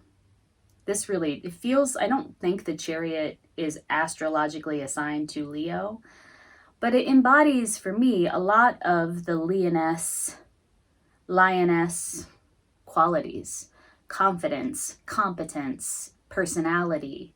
It has a very sort of active energy to it. These are the qualities of your challenge. Needing to make a decision, like choose one of these cups. Which one will it be? There may be a walking away that happens around this choice, around these options that you're considering. And there's definitely moving forward in some powerful, confident way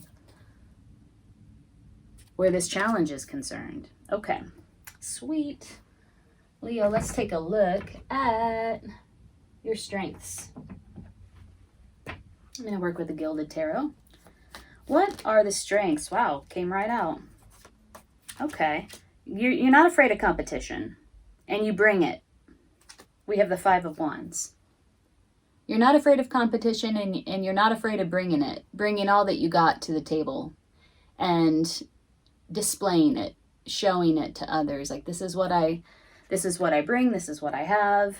These are my talents, these are my skills, these are my abilities, and let's just hash it out together. See what you got, right?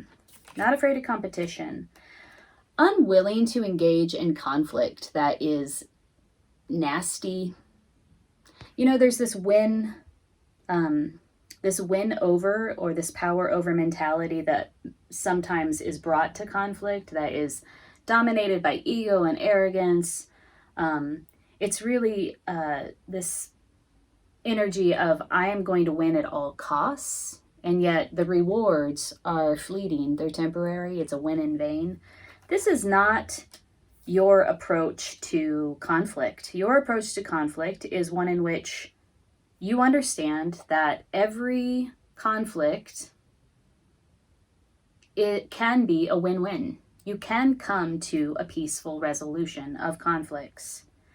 And you approach conflict, you approach competition with that energy, with that perspective. So those are your strengths, Leo. Okay. Strengths and weaknesses. What are some of the weaknesses that might be... Oh, I just realized that the Lovers flipped up as well here for strengths. You might have a partner in your life that is bringing strength to this challenge, that is offering some sort of support to you at this time. This could also be just reinforcing the message that came through earlier with this this competition slash conflict, in your perspective on competition slash conflict, where you understand that everybody has talents and skills, unique abilities that they bring to the table, and the point of coming together in competition or in conflict is to test those skills and abilities in a way where everybody wins, everybody gleans information, useful information from that, right? Lovers is about a choice. It's also about unification, coming together, blending, melding, merging. I feel like this is your, I mean, like this is, what are the words? This is like this is the point. If there is conflict, if there is competition, the whole point of that scenario or of that conflict or competition is to ultimately blend, meld, merge, unify. Okay, let's look at weaknesses that you might be facing around this challenge. These are just good things to be aware of, work on, think about, resolve. Challenges for Leo. Where it comes to this challenge, there are options. They feel lofty, not totally real. Challenge, 3 of Wands. Kind of always looking out, away toward the horizon for something else. Something different. I wanted to say something better. Instead of maybe sticking with what is right in front of you. More cards for challenge or weaknesses. 6 of Swords, 3 of Swords. Weaknesses. Okay.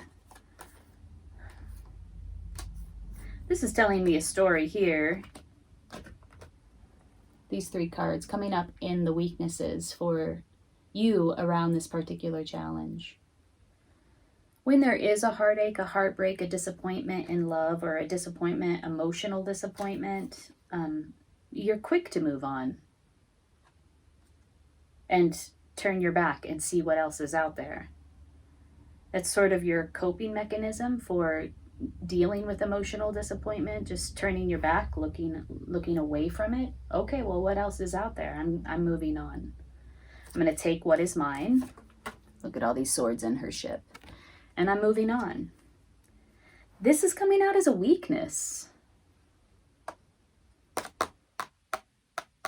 There may be some sort of conflict inside of a love situation here. Seems to be the story that's playing out.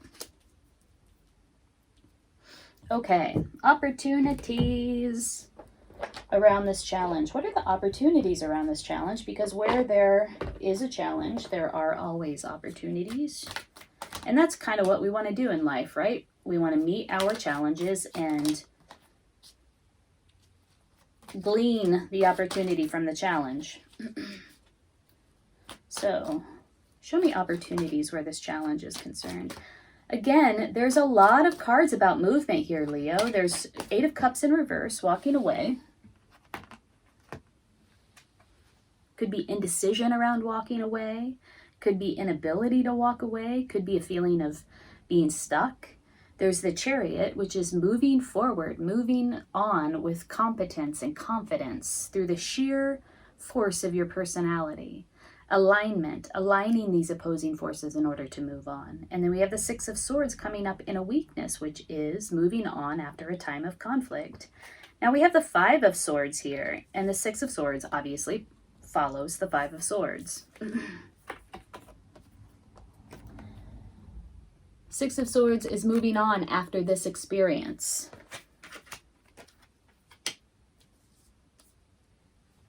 Opportunities. King of Wands. Ooh, okay.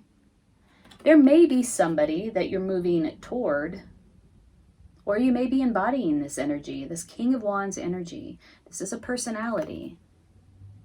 It's somebody who is very fiery, very passionate, very inspirational, has a lot of friends, has a huge network, knows how to leverage his network in order to turn his desires into reality. He's in a position of power and authority, and this is coming up as a opportunity. So it could be for you moving into a position of power and authority in that way, or it could be that there's a personality like this coming in around this challenge. Ugh. Tell me more. Tell me more about this opportunity that this challenge is presenting for Leo in May. Ooh, limitations. This card for me is always an opportunity for you to take a look, a deeper look at your self-imposed restrictions, your fear-based thoughts, and to begin to break those down. It's coming out in connection with the King of Wands.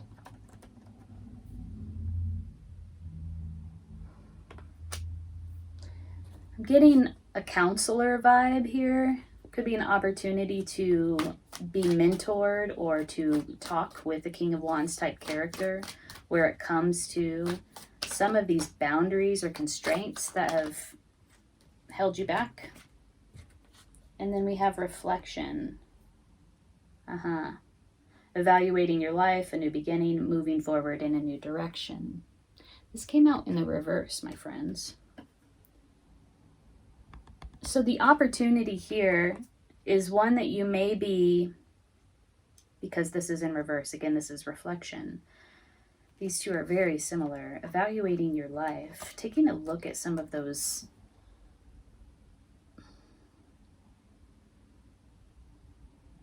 boundaries, constraints that have limited you.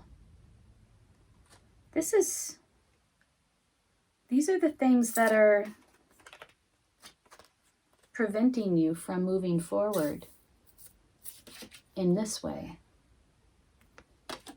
It seems like there needs to be some work here in order to embody the Chariot energy. There is a very strong call to move on. And yet there's work to be done around moving on. Okay, well, let's look at threats here.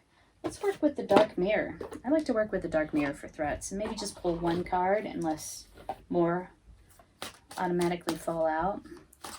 One card for threats. This could be stuff that's coming in from the outside, a threat that's coming in from the outside, an external threat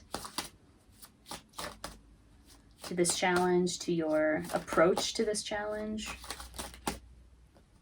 It does seem to have something to do with love and heartache. We have the Three of Swords here. We have the Five of Swords. We have the Six of Swords. Sacrifice. This is the threat. Sacrifice. Are you sacrificing yourself in some way where this issue is concerned? This could be the deeper thing to look at. Okay, well, let's pull a card of guidance for you as you move through this challenge in May, Leo. I'm going to work with the medicine cards. Card of guidance for Leo.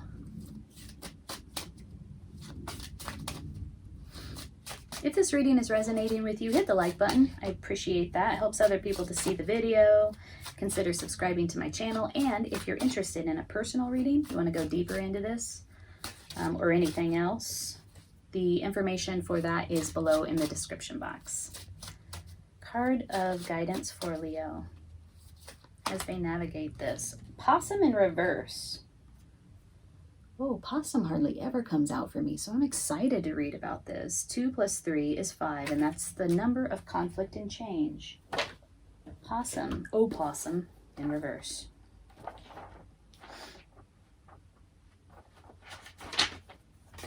In the contrary, this is diversion. Ooh, interesting. In the reverse position, possum may be warning you against getting caught in the high drama of your life's present scenario. Close your eyes and dramatize. Dramatize? Close your eyes and dramatize. May keep you from seeing the truth of a situation. Ooh, that is 7 of Cups energy for sure. Close your eyes and dramatize. Remember, we talked about this as being there are options here. They're very elusive, very fantastic, fantasy-oriented.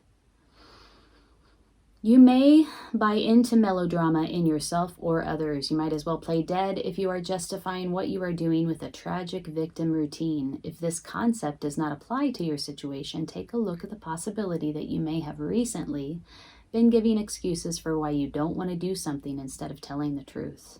In fearing to hurt someone else's feelings, you may have trapped yourself in a justification pattern. I'm too sick, I'm too poor, I'm watching my weight, I'm too short, tall, sad, busy, tired. In having to defend yourself with excuses, you may have lost the point. You don't have to defend your right to be. The exercise is in learning to politely say that something would not be appropriate for you at this time. That's all. You owe no one an excuse. Learn to imitate possum and play dead in the sense that the best strategy is no defense. In assuming the viewpoint of no defense, you have chosen the right to be who and what you are with no games involved. The proper use of diversion is to know when you do not need to use diversion at all. You owe no one an excuse for how you feel or what you choose to experience. This might be connected to that sacrifice card, that threat card. Sacrificing yourself for the sake of others, the sake of the feelings of others. No defense. The best strategy is no defense at all. Like, you owe no one an excuse. You don't have to justify how you feel. You don't have to justify what happened. You don't have to justify who you are. You don't have to justify the decisions that you make for yourself. If you don't want to do something, you don't have to justify that either. That is a hard thing to do or not do. But it's super important, and I love that message. I hope it resonated with you, Leo, and I'm wishing you the best in May. Take good care.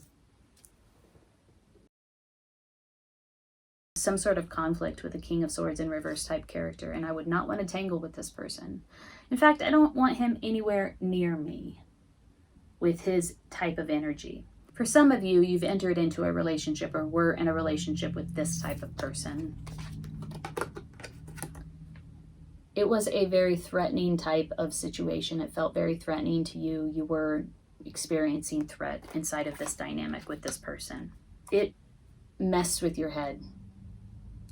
Mental prison. Brought up all of these limiting beliefs, these negative habit patterns, these negative thoughts that really kind of contributed to this feeling of being trapped. Enmeshed. Untangling yourself from this relationship has been a struggle, has been an issue, but it is your strength, your ability to do this, to untangle yourself from this. Hey Virgo, welcome to your reading for May 2021. Are you struggling with a dilemma? Do you have a challenge in front of you that you've been thinking about and unable to come to a resolution with? Well, this is the reading for you, because today we're going to take a look at a challenge that you might be facing, and more specifically, we'll be doing a SWOT analysis for your sign. We'll take a look at your strengths, your weaknesses, your opportunities, and potential threats around the challenge that you're dealing with in May. So if that interests you, stay tuned. If it's your first time here, thank you so much for stopping by. My name's Amanda. Welcome. I'm with Lunacy Tarot. If you're returning, thanks for coming back. Thank you for your support. Let's get started here. Let's take a look at your challenge. We'll look at the characteristics, the qualities of this challenge, and kind of dig a little bit deeper into it all. So qualities for this challenge that Virgo is facing in May. What is this all about? Just saw the Empress. Mother figure? Challenges for Virgo. What are the qualities of this challenge? Ooh. Sleepless nights, insomnia, anxiety, repeating thoughts that cycle over and over and over again. It's like you woke up from a nightmare and find yourself still in the nightmare. I feel like this is something from the past. It's in the reverse. Could be something that either is from the past that's returning. Potentially could be inside of nightmares. Sometimes we relive past experiences in nightmares, even just the emotional essence of those past experiences. Or it could be something that you're coming out of, a time that you're coming out of. Let's look deeper. More about this challenge for Virgo, please.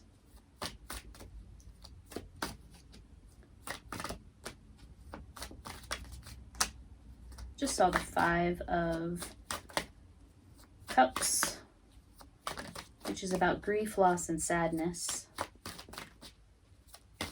Ooh, the cards are quiet, Virgo. What's going on? More on this challenge for Virgo, please. Oop, there we go. King of Swords in reverse, 5 of Wands in reverse. Ooh, ouch. Okay. King of Swords in reverse, 5 of Wands in reverse. Oh, I'm sorry, 7 of Wands in reverse. I saw the 5. 5 is about conflict and change. So, it could have been that you tangled. You tangled with a King of Swords type character. This guy is a little nasty, especially when he's in the reverse. This is the detrimental qualities of the King of Swords. He'll cut you. He doesn't care. That's the issue. He's disconnected from his heart. He's all up in his head. It's all about judgments. It's all about thoughts and thinking and words that cut, communication that's harsh. And again, severed from emotion, from compassion and empathy. It had something to do with you. I'm using past tense. This could be present tense. It could be future. Time is fluid. But this challenge has something to do with a lack of defense, unable to stand the ground, unable to defend oneself against this type of personality.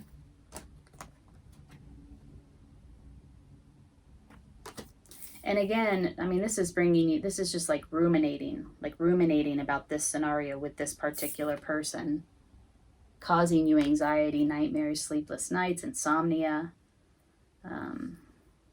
This is the challenge, Virgo. Okay. King of Swords, he or she might be in a position of authority, have the devil underneath. A toxic tie to a system or to a relationship. When I say system, I mean a work system, a religious system, a relationship system. What am I doing? Putting this back. Yeah, devil represents, just sort of a toxic tie. Could be codependency as well. But like I was saying, the King of Swords is somebody who's in a position of authority, power, and authority. Okay. Let's look at your strengths where this challenge is concerned. What are Virgo's strengths in meeting this challenge? I'm going to use the Gilded Tarot for this. Here we go. Oh, Lovers in reverse. Disconnection. This feels like a pulling apart to me. Like, Lovers is about unification. Blending, melding, merging, unifying. In the reverse, it's about like pulling it apart, like separating, disconnection, individuating. This is a strength. Let's keep going with strengths. I'd like to pull 3 cards, at least, for each of these.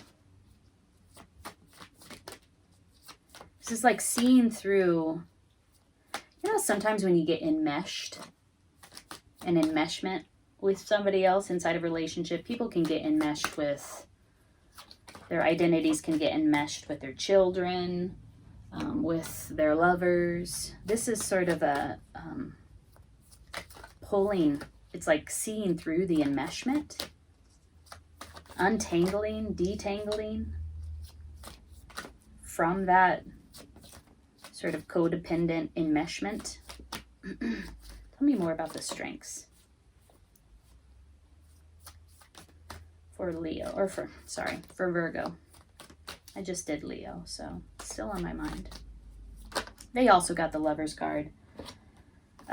We have Knight of Swords and Queen of Wands. These are your strengths. These could be personalities around you, or it could be components or qualities of your own personality coming to the forefront to support you. These are strengths. So the Queen of Wands is a mature person. I'm going to read the personality first. She's very warm. People gravitate toward her because of that warmth. She's the archetypal energetic witch. She knows how to make things happen. She has a huge community that she supports, but is also supportive of her, that she leverages in order to make her desires into reality. When she walks in the room, everybody takes notice. She's very charismatic. And like I said, people gravitate toward her because of this warmth that she exudes. So this could be somebody, a mother figure, a mentor of some sort that is coming to your aid where this challenge is concerned. It could also be the energy that you're summoning inside of yourself. Queen of Wands is like, I am here for it. And I am going to, like, it's like masterful use of your energy. And I'm going to summon my energy to alter my reality, to turn it into what it is that I truly feel passionate about. Knight of Swords. This is decisive, quick action, sometimes considered impulsive or rash, happens without a whole lot of thought. There is thinking there. It's quick wit, it's quick thought, but it's not necessarily deep thought. It's not necessarily thoughtful. Okay? So it could be that someone is coming in very quickly in that type of way. But it's one of your strengths is to move very quickly, to take action very quickly. This is the exact opposite of the Knight of Pentacles, which that personality really is very static, stands in one place and roots real deep, and that takes some time. And in order for them to move, it also takes time. This is the opposite. This is moving in quick, making a quick decision, taking quick action, and this is a strength. Virgo. Let's look at weaknesses.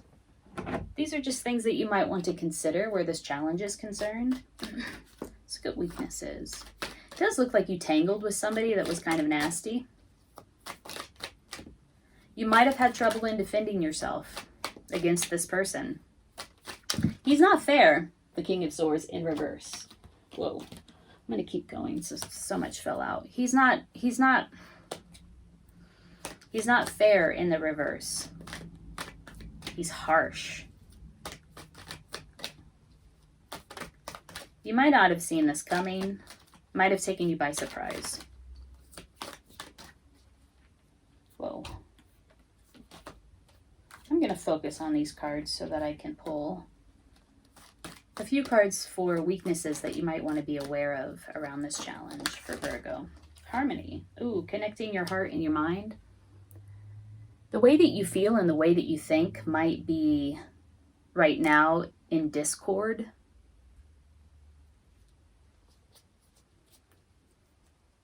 That's hindering the completion of this issue. Let's look at some more weaknesses, please.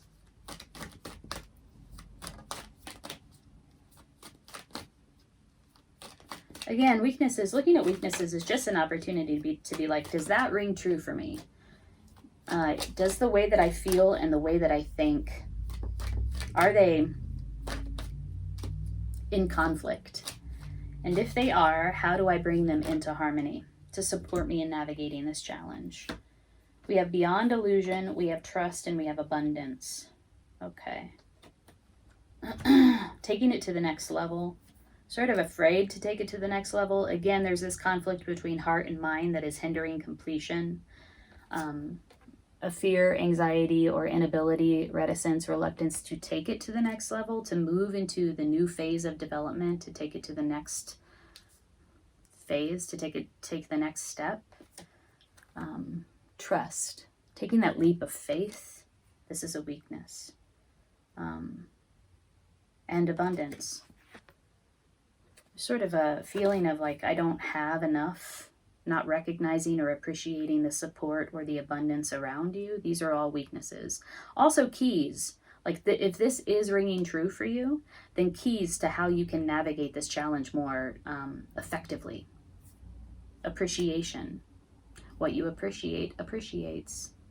Recognizing the support around you, and you do have support around you. Particularly where it comes to teasing out your energetic ties to this particular King of Swords in reverse type character.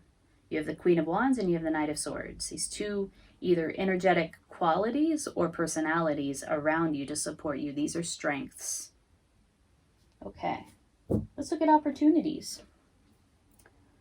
Let's pull the Magician deck.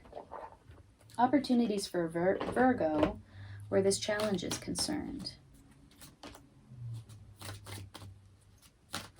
So every challenge has the flip side, which is every challenge presents an opportunity.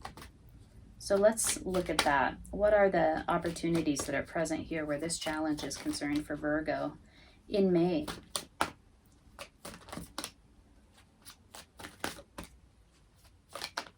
Oh, here we go. Three of Cups in reverse. Transition in reverse. Eight of Swords in reverse. Wow, a lot of reversals. Wow, and these are opportunities. Jesus. Okay. Three of Cups in reverse. Again, this message of detanglement, untanglement, that's not even a word. Untangling yourself from a Three of Cups type situation. This is often where there is a third influence inside of a duo, a dynamic, a relationship dynamic. So untangling yourself, opportunities, transition. This is Death in reverse. The fact that all these cards here are in a reverse is really just cueing me into this potential that you are maybe not seeing where the opportunities lie, maybe not understanding the opportunities, the full potential of these opportunities that are resulting from this challenge. Death in reverse, transition in reverse. This is always sort of, we talked about completion before. Your heart, the way you think and your heart are in discord, and it's hindering a completion of some sort. Death in reverse, death upright is a completion. It's a transition. It's like moving from one phase of development to the next. And there, because it's in reverse, there's again, a hindering. The energy is like, it's stuck. Like, I don't want this transition. And this is, again, the opportunity. And then we have the Eight of Swords in reversed. We have Eight of Swords and Nine of Swords, both in reverse. Freeing yourself from your own negative thought patterns. Those thoughts, negative thoughts that keep us trapped. That serve as a sort of mental prison. These are opportunities here. Virgo, where it comes to this situation. Let's look at threats. We'll pull one card for threat. What is the threat? Sometimes this is like the gets to the nitty-gritty of the reading of the challenge. Sometimes it serves as something that's coming in from the outside, external threat. Either way, it's just good to be aware of and to look at. Bride in a cage. Holy shit, I've never even seen this card before. That's... wow, dude. That's pretty intense. Bride in a cage.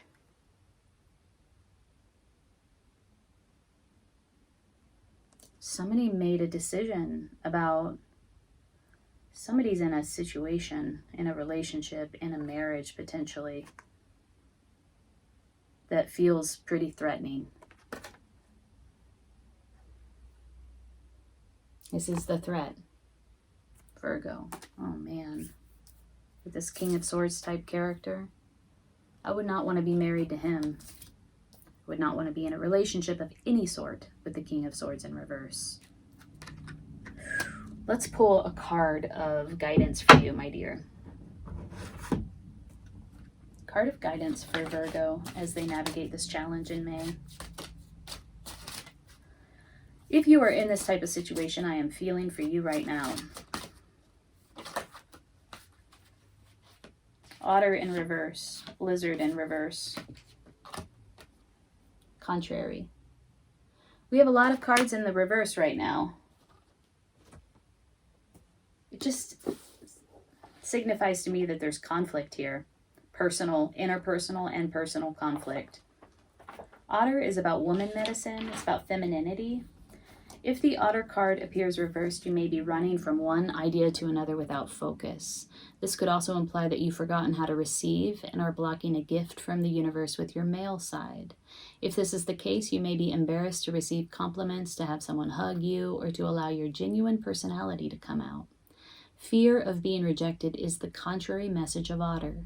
Drop the seriousness on all levels and play at life so that the fear rolls off your back. Realize that the only flow is the flow of love from the Great Spirit to you to others, and from others back to you. Okay. Let's look at Lizard, 36. I feel like Lizard is about creativity, dreaming. Okay, wow. Lots of cards coming out here that I don't typically get. Okay, if Lizard has turned up in the contrary position, you may be having a nightmare. Well, we've already established that. Soul bride in a cage thing.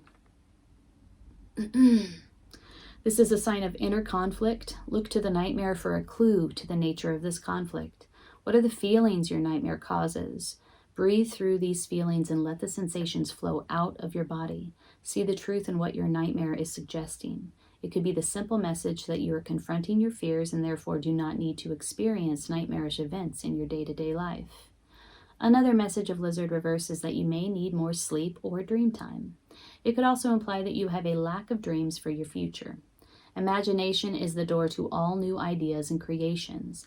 As you examine the dreaming process, you will find that the subconscious is processing all of the recorded messages it holds concerning the events you experience during the day.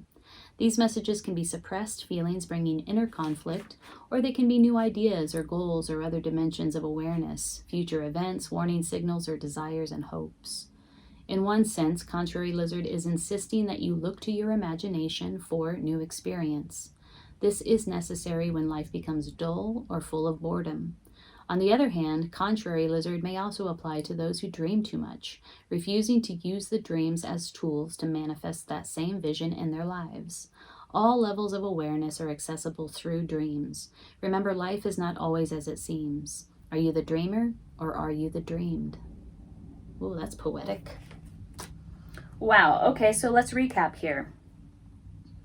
By the way, if this reading is resonating with you, will you do me a solid and hit the like button so that other people can see this video? Helps it to circulate. If you're interested in a private reading, if you want to go deeper into this or any other issue, I'm doing private readings now. The information is below in the description box. Let's recap. Some sort of conflict with a King of Swords in reverse type character, and I would not want to tangle with this person. In fact, I don't want him anywhere near me with his type of energy. There was an issue around defending oneself in the face of this conflict with this type of person, bringing up a lot of anxiety, concern, worry, insomnia, sleepless nights, potentially nightmares.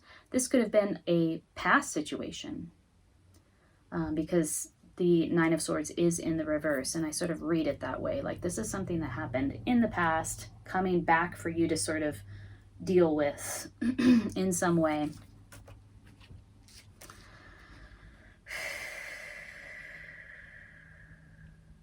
For some of you, you've entered into a relationship or were in a relationship with this type of person. It was a very threatening type of situation. It felt very threatening to you. You were experiencing threat inside of this dynamic with this person. Where we had the Eight of Swords. It messed with your head. Mental prison. Brought up all of these limiting beliefs, these negative habit patterns, these negative thoughts that really kind of contributed to this feeling of being trapped.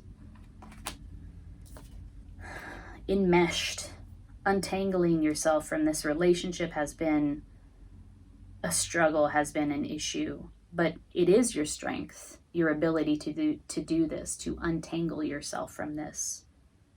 Your thoughts and your heart are in discord, hindering the completion of this relationship or this scenario.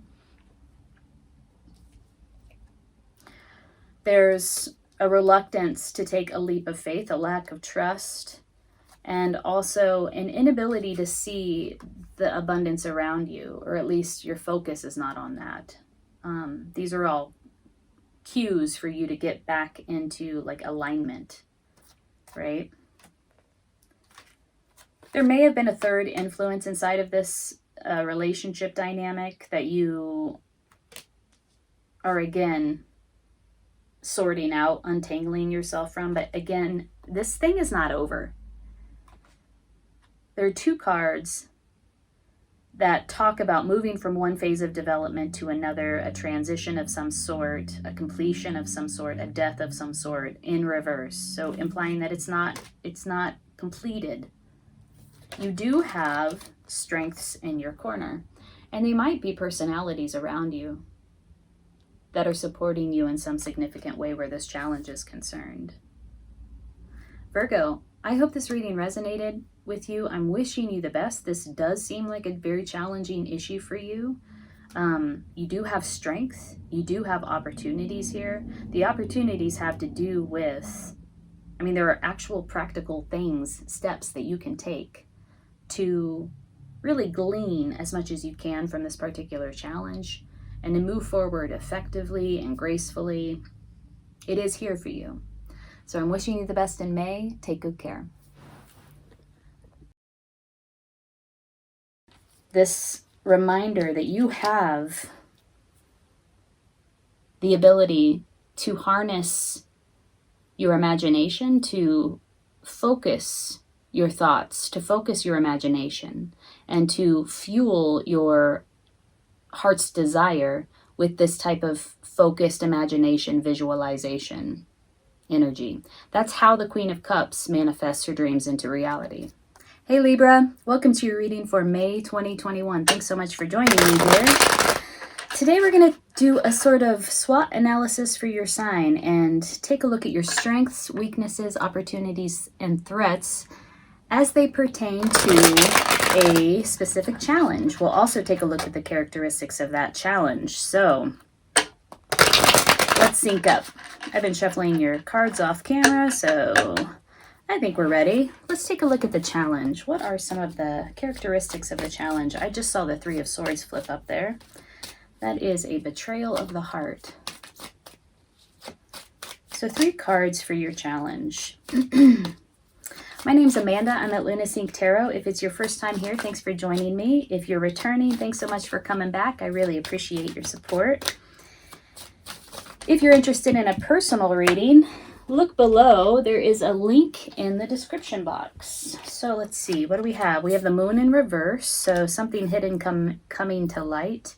We have the Five of Wands upright, some sort of competition, testing of abilities, testing of skills, testing one another. We have the World in reverse, and we have the Eight of Cups in reverse. So an inability to walk away, this is the challenge again. An inability to walk away, feeling stuck potentially. There's an opportunity to move to the next phase of development, right? There's an opportunity to elevate. However, that is not being activated at this time. There is a testing of abilities, maybe testing one another in some way. Could be competition as well. This is 5, so it's a number of conflict and change. So there could be conflict happening. Something that was hidden came to light. So some secret surfaced. And that might have been the impetus for this challenge, or the impetus for this conflict, the competition, the testing. So feeling stuck, unable to take it to the next level, a testing, a competition, a conflict, change, and some secret surfacing, some information that maybe was previously hidden surfacing. This is the challenge. Let's look a little bit deeper into it at your strengths where this challenge is concerned.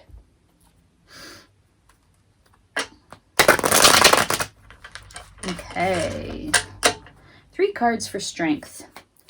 What are the strengths that Libra has to address this challenge, to approach this challenge? Oops, something just flipped up.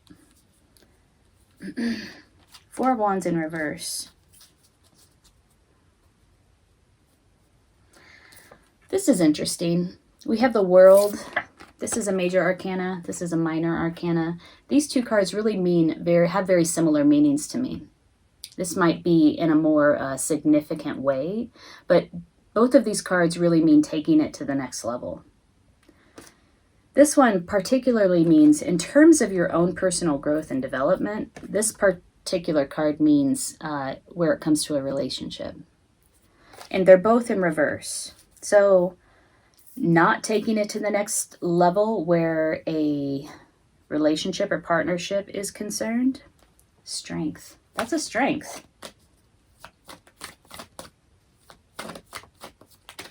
Maybe the decision is in your hands to take something to the next level.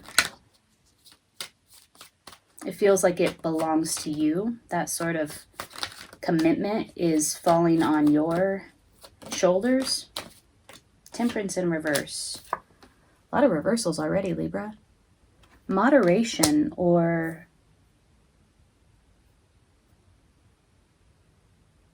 a lack of moderation, a lack of balance. And this is in the strengths. It might behoove you to actually take it to the extreme. Maybe you've been sitting on the fence and the time to act has come.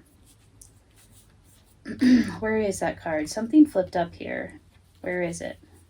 Maybe it flipped up and it flipped back over.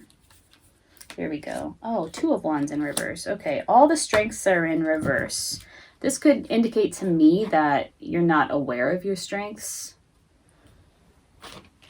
in this particular circumstance. Inability to choose. Which path do I choose? Which way do I go? Which option is for me? So yeah, it does feel like this decision is falling in your hands, and yet you're sort of sitting on the fence with it, and there is a reluctance to make a choice. This is all falling in your strengths. It could possibly be that you're not acknowledging your strengths here. Let's look at your weaknesses. Pull the Osho Zen deck for that. Weaknesses for Libra as they navigate this challenge, which happens to be one of feeling stuck, unable to walk away, unable to take it to the next level, some sort of conflict, competition, a testing of one another, testing of strengths, talents, abilities, skills, and some information came to light here. It feels like it was the impetus or the instigator of this challenge. Weaknesses, abundance and trust. Wow. These 2 come up a lot. And I'm starting to sound like a broken record with it, but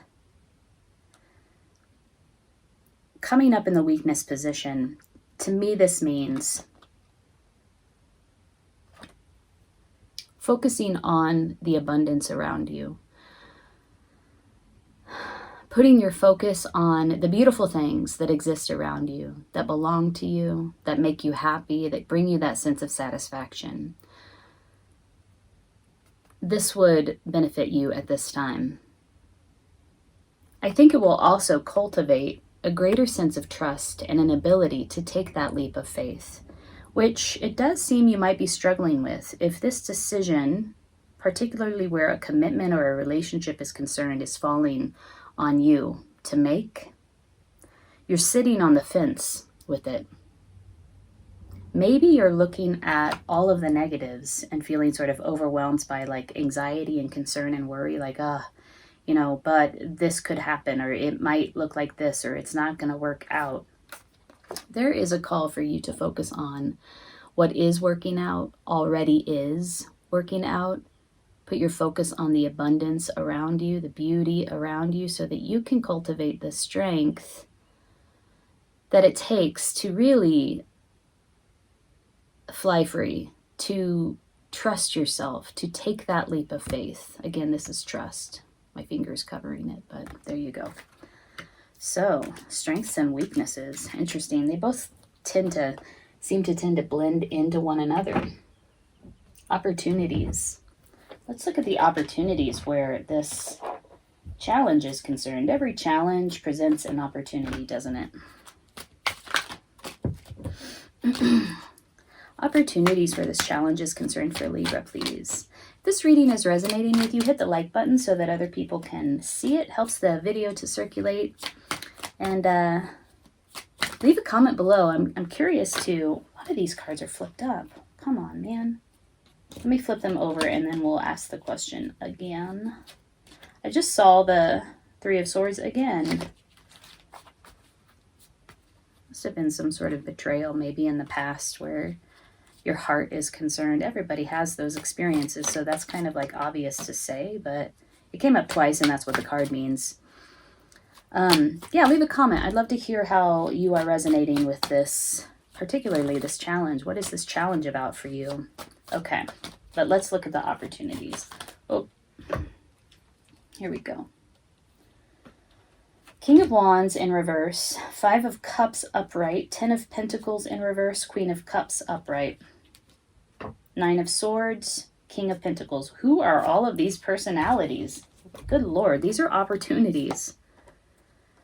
Wow, okay. Are you leaving a King of Wands type person behind? King of Wands in reverse, he's only interested in his own goals and objectives. He's very interested in his own ideas, his own manifestations. Not totally aware of the feelings of people around him. Five of Cups. I feel like this is the person that may have brought you this sort of broken heart energy, this sorrow, grief, and sadness. Leaving this person behind, or leaving this energy behind, is an opportunity that maybe doesn't feel like an opportunity at this moment. At this moment, you may be focused on what has been lost. This could have been a past situation as well, affecting the current situation. Something from the past that sort of prevents you from taking that leap of faith in the current moment. We have the Ten of Pentacles. Yes, I feel like this is a divorce from this type of person. Ten of Pentacles in reverse always feels like divorce energy to me, and this is odd. This is an odd way to interpret this card, but I'll explain. It's when, for me, it's when two people come together. They start with the seed, the Ace of Pentacles. They come together in relationship and they build that dream life. They amass a fortune around them, or at least a great deal of abundance and resources, and enough to share with their family and community and their children and their grandchildren. In reverse, it's really sort of like what happens when that, especially in a relationship reading, when that relationship tie is severed and the property must be reallocated. So it does feel like there was some sort of divorce with the King of Wands personality, that has you really focusing on the feeling of that, like what that felt like for you, which is grief and loss and sadness. Queen of Cups, Nine of Swords, King of Pentacles in reverse.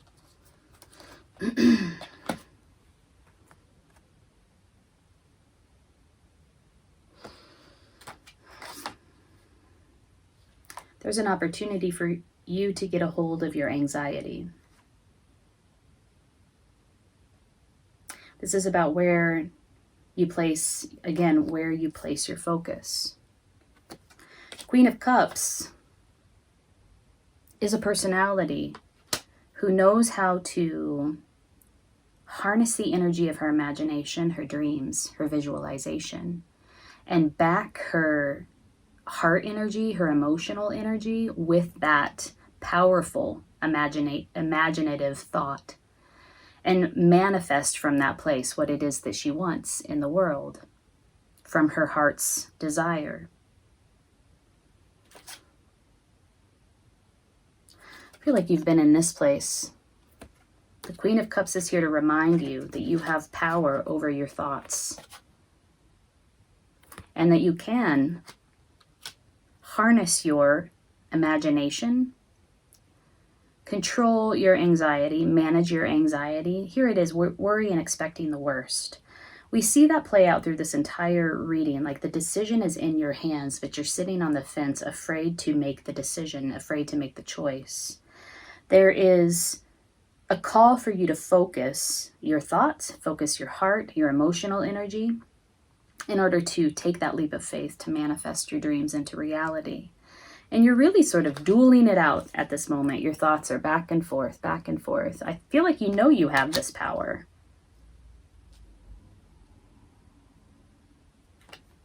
King of Pentacles in reverse.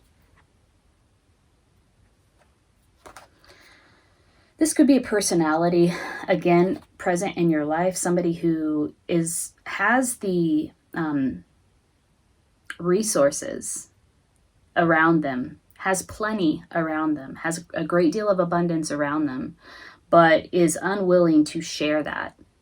Lack of generosity, even though they completely have the ability to, they have enough to share. Let's say that. They have enough to share, but there is a lack of generosity. This could also be, again, an energy that you're embodying, like, I don't have enough, there isn't enough, even while the truth is that it's all around you and that you do, in fact, have enough. You're surrounded by it. Okay, let's pull a card of guidance for you, Libra, as you navigate this challenge. I do see that the challenge is that dolphin. We have another 4.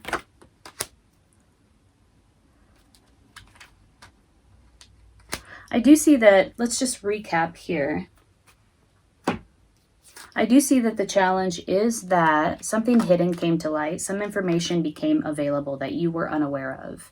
It kind of brought this energy of conflict to the table.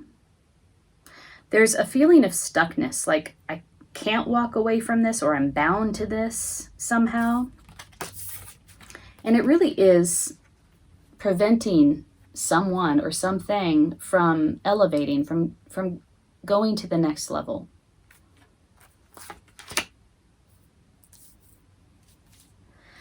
Strengths and weaknesses really seem to blend together here. We have, again, a commitment that is not going to the next level. Somebody's sitting on the fence where a decision is concerned regarding a relationship. And there is a call for you to focus on all of the abundance around you.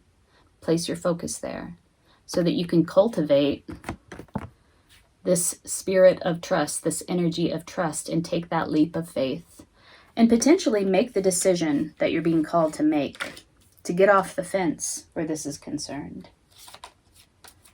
It does feel like it's somebody from the past that you're focused on, some past thing that happened, potentially a divorce with the King of Wands in reverse type energy. Anxiety, concern, worry. And again, this reminder that you have the ability to harness your imagination, to focus your thoughts, to focus your imagination, and to fuel your heart's desire with this type of focused imagination, visualization energy. That's how the Queen of Cups manifests her dreams into reality. Let's read about Dolphin. Okay, Libra, May 2020.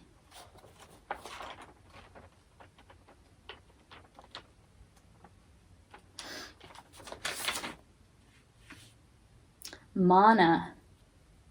Mana is life force. Mana is present in every atom. I think this is like guidance for you to meditate. Focus on your breath. Mana is present in every atom and is Great Spirit's essence. Dolphin teaches us how to use life mana through our breath. It revitalizes each cell and organ and breaks the limits and dimensions of physical reality so that we may enter the dream time.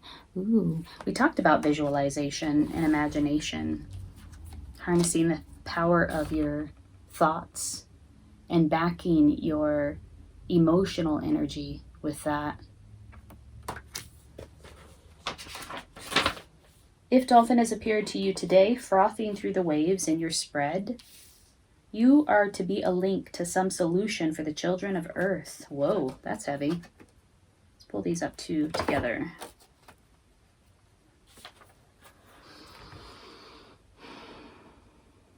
This can be a time when you are to link with Great Spirit and bring answers to your own questions or to those of others. In addition, this can mean a time of communication with the rhythms of nature. You are put on notice to be mindful of your body rhythms and the patterns of energy being fed to you from the Creator. Imitate Dolphin and ride the waves of laughter, spreading joy in the world. Breathe and experience the mana so freely given. Break existing barriers and connect to the Dreamtime or Great Star Nation. Know that we are all whole in the eyes of the ever-living one. Okay. To me, this just means there's a need to really focus on your breath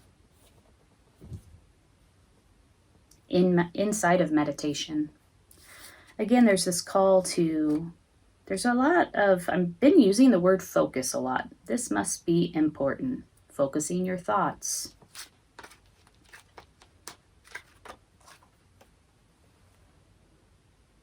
On the abundance around you. Where is my abundance card? Oh, it's in my hand. On the abundance that's around you. I do get a sense that there is abundance around you, but you're unable to, you're in this sort of energy of I don't see it, or feeling like you don't have enough while it is all around you. So, Libra, I hope that was helpful to you in some way. If it was, hit the like button and have a beautiful May. Have a beautiful spring. I'm wishing you the best. Every time I do your readings, and this has been going on for months, there is this strong affiliation with the body. The body comes up every time. And conception comes up quite a bit in your readings. And like I said before, conception could be any number of things. It could be literal, like conceiving, actually conceiving a baby. Or it could just be conceiving an idea or a new way of life, a new beginning. Conception has so much to do with creativity, but in this particular sense, or at least in the readings of your past, your body is tied to it somehow. It comes up over and over again. And there's this question around your identity as well. in relationship to your body and in relationship to this whole thing that has to do with conceiving, with conception, with receptivity. Hey Scorpio, welcome to your reading for May 2021. Today we're going to take a look at your strengths, weaknesses, opportunities, and threats where a particular challenge is concerned. And first we'll look at the challenge. We'll pull a few cards to see what this challenge is all about, and then we'll jump into the other aspects of it. So thank you so much for joining me. Let's get started. Let's sync up. I have been shuffling your cards off camera, so we're ready to go. What is this challenge that you are dealing with in May 2021? And this is for Scorpio. What are the characteristics of the challenge? Ooh. Usually I pull 3 cards here. If more fall out, that's okay. Characteristics of the challenge for Scorpio in May.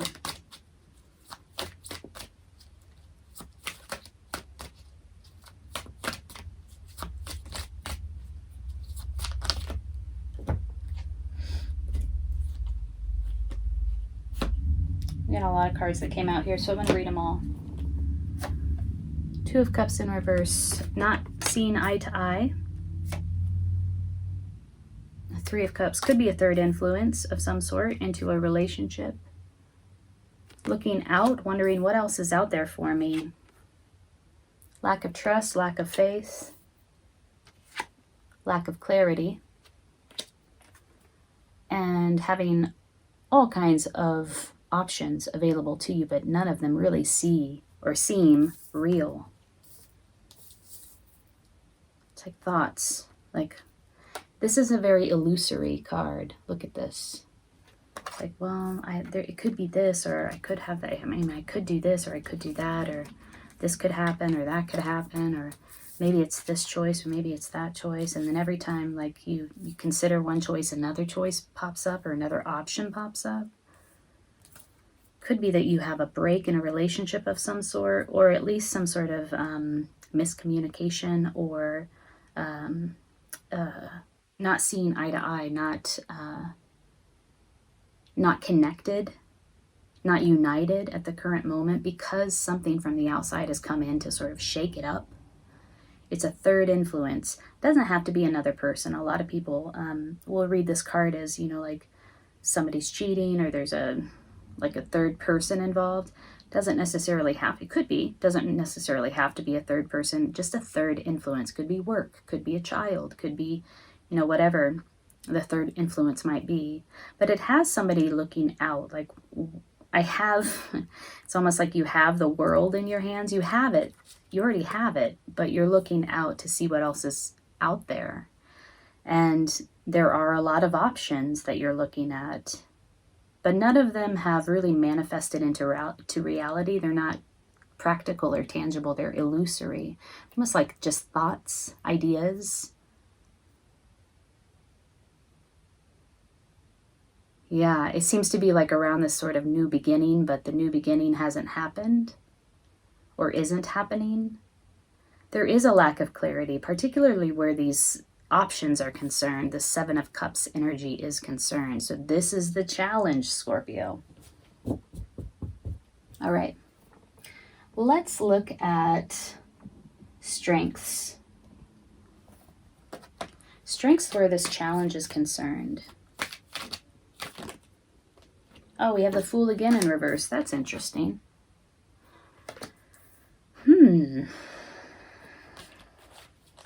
What is this?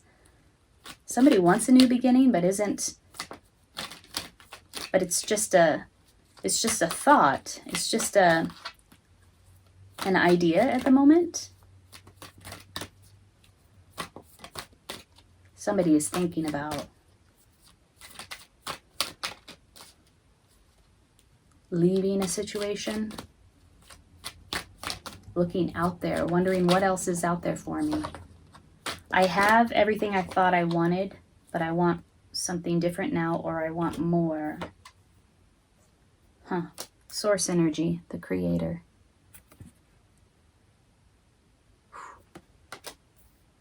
Let's pull one more card for strengths, and then we'll read the strength cards.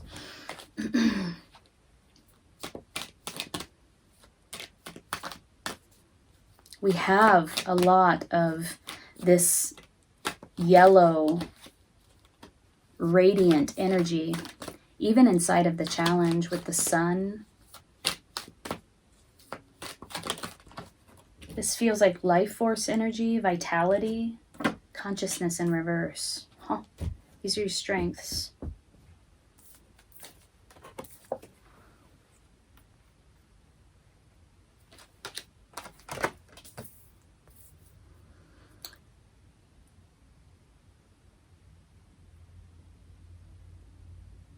You have the power here to start again.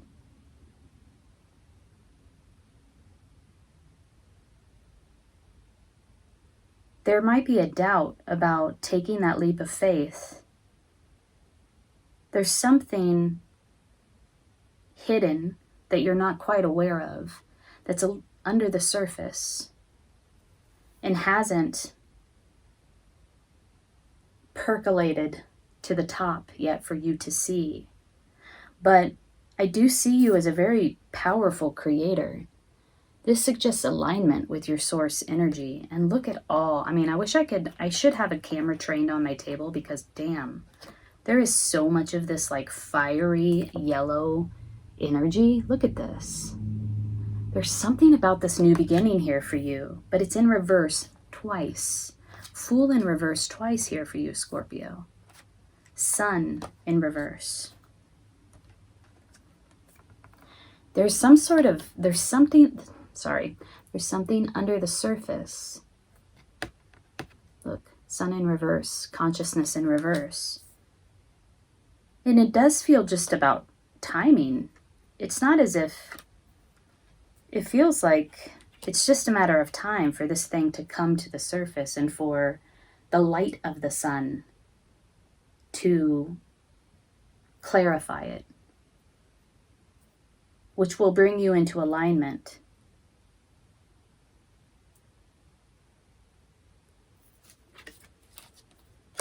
Oh, ooh. Or, I mean, I feel like you already are like radiating the source energy. But why is the Fool in reverse twice? Fool is about...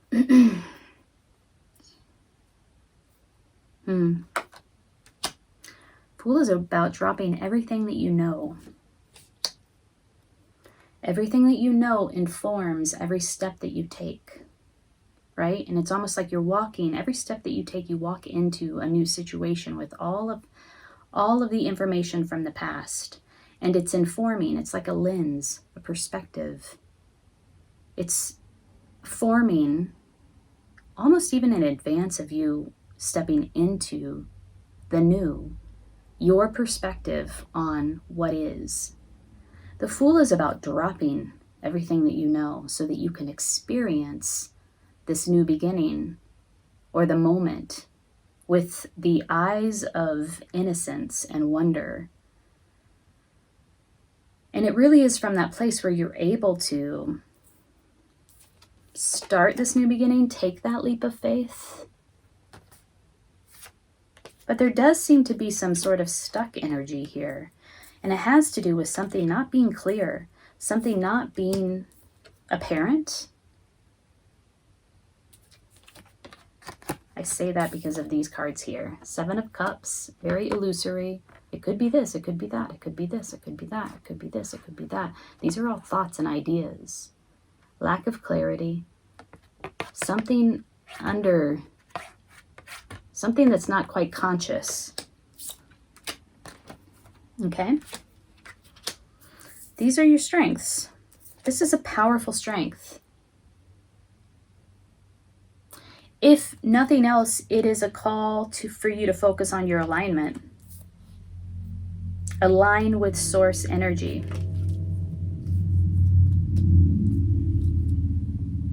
Let's look at weaknesses. Something that you might just want to be aware of. We'll pull 3 cards to help you navigate this challenge, which is sort of like a break in some sort of connection. I don't know if it's permanent or temporary, but it seems to be like a duo relationship, a partnership, Because of a third influence, something is influencing it, influencing the break. Weaknesses, Six of Swords. You might have the tendency to move on quickly when something hurts you.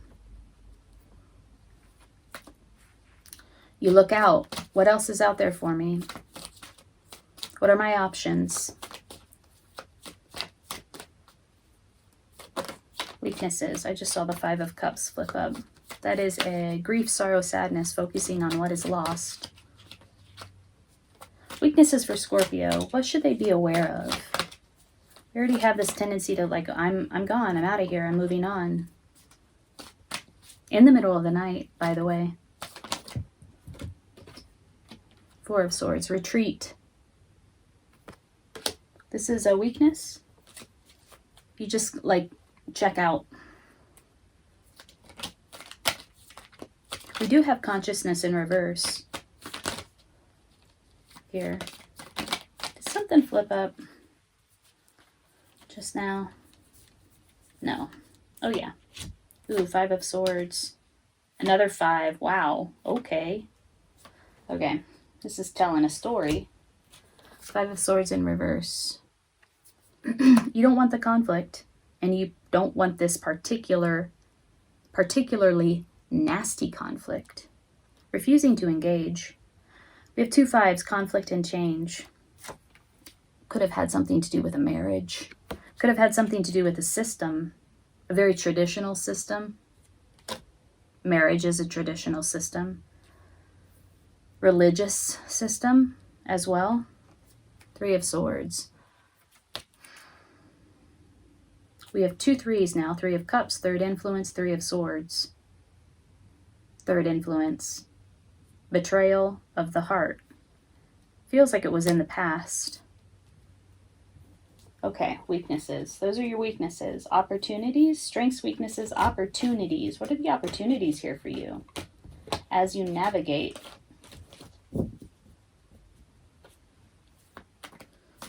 What are the opportunities here for Scorpio where this challenge is concerned? New beginning, new beginning, new beginning. All over the place.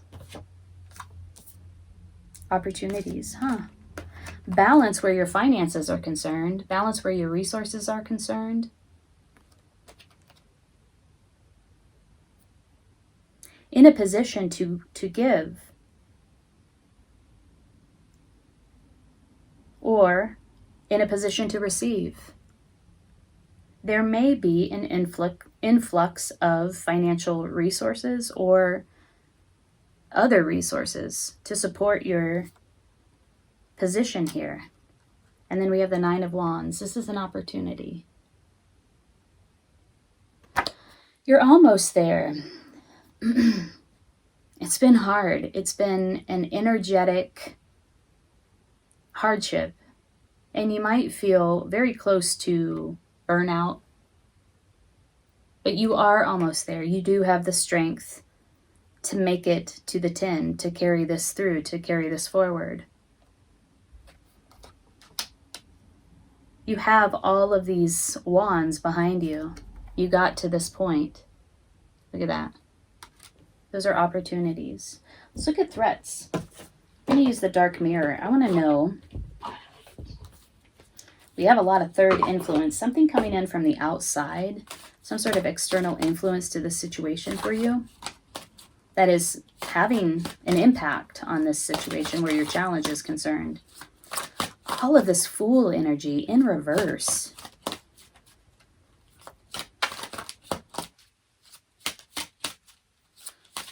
It's almost like you have the clarity within you. Temple of my body. Is this me?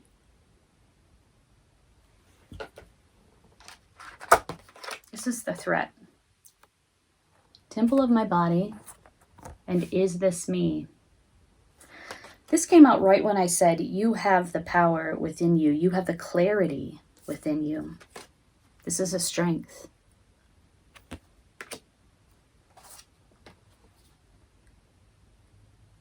There's this whole question coming up around this challenge, like you're revisiting something, you're questioning something. some commitment you've made to a lifestyle choice or a partnership. Like, is this me? Is this what I want now? And it has physical ramifications. It has something to do with the way that you feel about your body, the way that you are in your body. This is interesting. Let's pull a card of guidance for you. Actually, let's work with let's work with the goddess guidance cards. Card of guidance for Scorpio as they navigate this challenge. If you've made it this far in the reading, I hope it's serving you in some way. If it's resonating with you, leave a comment. I'd love to know what this challenge is for you and what successes you're having with it. Hathor, fuck yeah. Receptivity. Yes, she's so beautiful. Okay, also hit the like button so that other people can see it. It helps the video to circulate. Hathor. If you're interested in a personal reading, I'm doing those. There is information below in the description box.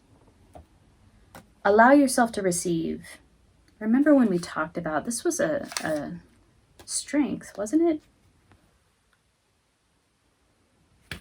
Being in a position either to give or to receive.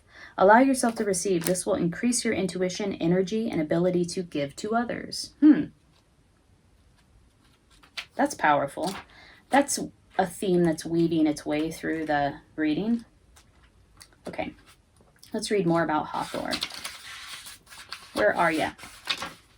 Here we go. You have a maternal side to you that naturally cares for those in need, yet this must be balanced with receptivity or the flow is blocked. Receiving is the essence of feminine energy, and it means allowing yourself to receive with grace and gratitude. If you feel guilty when asking for others for help, or if you feel bad about receiving gifts, then you block your feminine energy.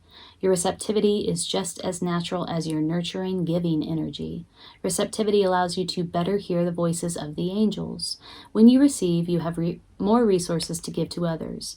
Begin by noticing the hundreds of gifts you receive each day, whether it's seeing beauty in nature, witnessing a touching human moment, or being hugged by a loved one. Simply say thank you for each gift and know that you're filling up your storehouse, keeping the divine flow going.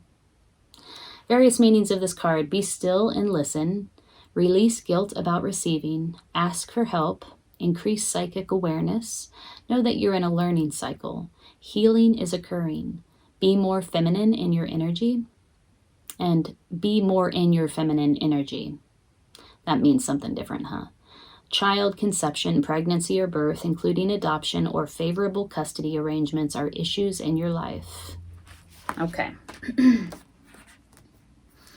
Wow, Scorpio.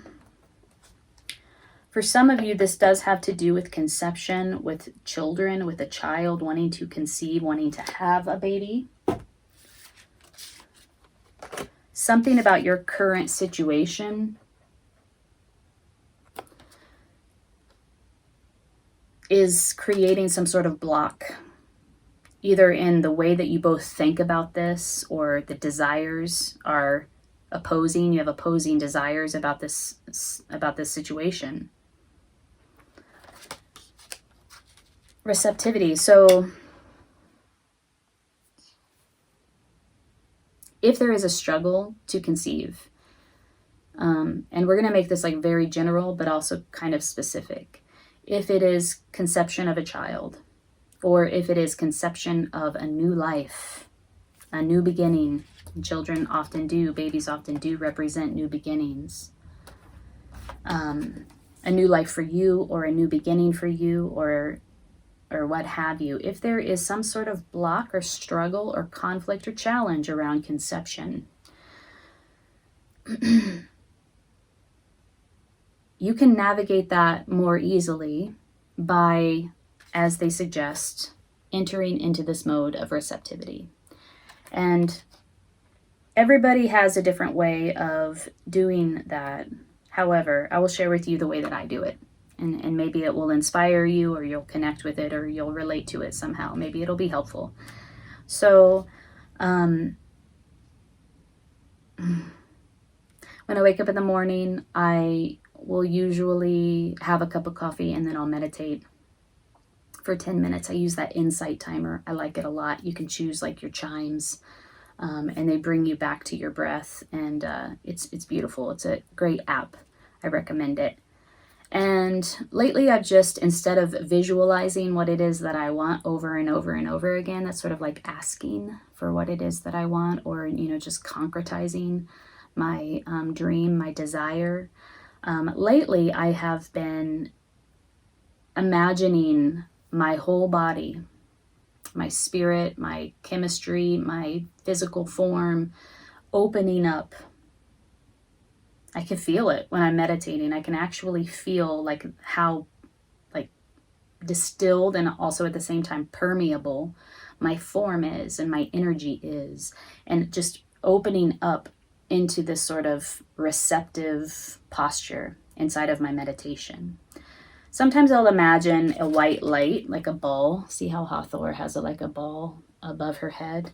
A ball of white light moving through my body, sort of just cleansing, purifying, just opening up the space inside of my body, and then moving down through my root chakra into the earth, like tree roots, like luminescent tree roots extending into the earth.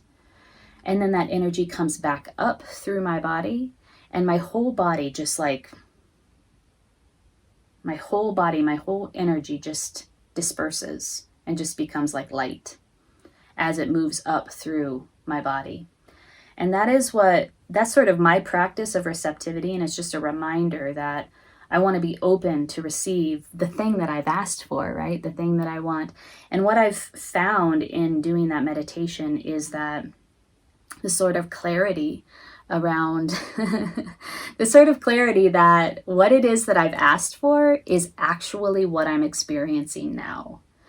And that's been just a really weird experience and a very interesting experience to realize that the thing that I've asked for is here now, and I'm experiencing it now.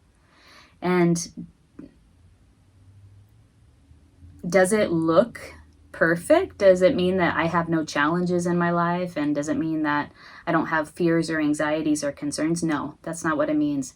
But just because those things exist doesn't mean that I can't also experience the positive in my life at the moment, which really does represent the thing that I've asked for.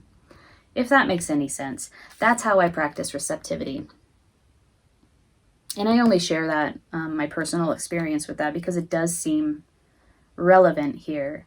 Scorpio, every time I do your readings, and this has been going on for months,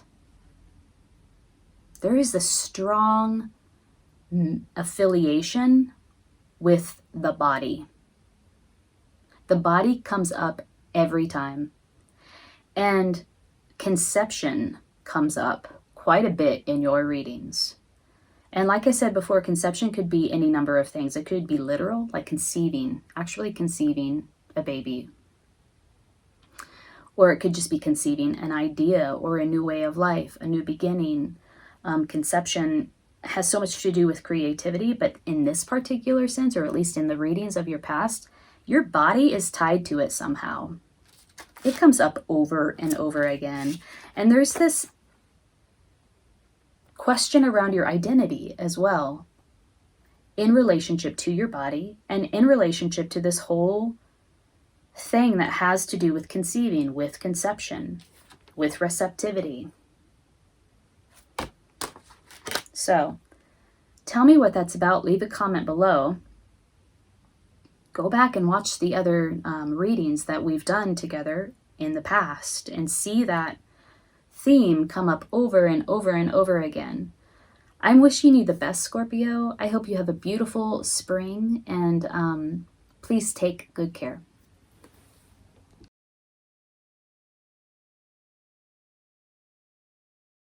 Okay, opportunities, Knight of Cups. Ooh, is this because somebody new has entered your life? The Knight brings in a love offer. Look. This is an opportunity. Love enters your life. invitation or social event. Follow your heart, believe in love. Six of Pentacles in reverse. You may not be as open to it as you might want to be. There's an imbalance where receiving or giving is concerned here, where this opportunity is. So this card is saying, be open, believe in love. This card is saying, I'm not in receptive mode. Or I'm not in giving mode. Giving or balance in giving or receiving. Okay, so that's an opportunity. Something to be aware of. Love is coming in.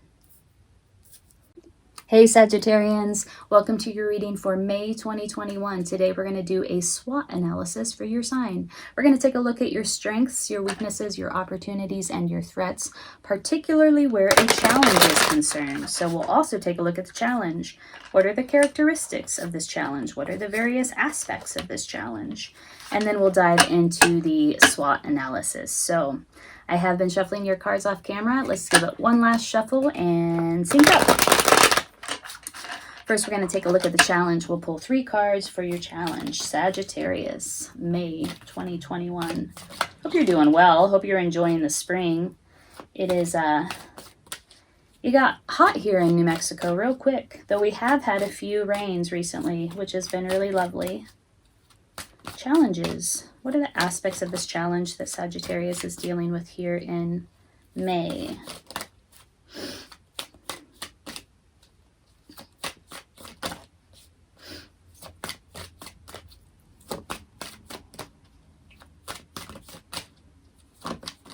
Here we go. Got one card, the Sun. This doesn't feel like much of a challenge, Sag. And this is like your card.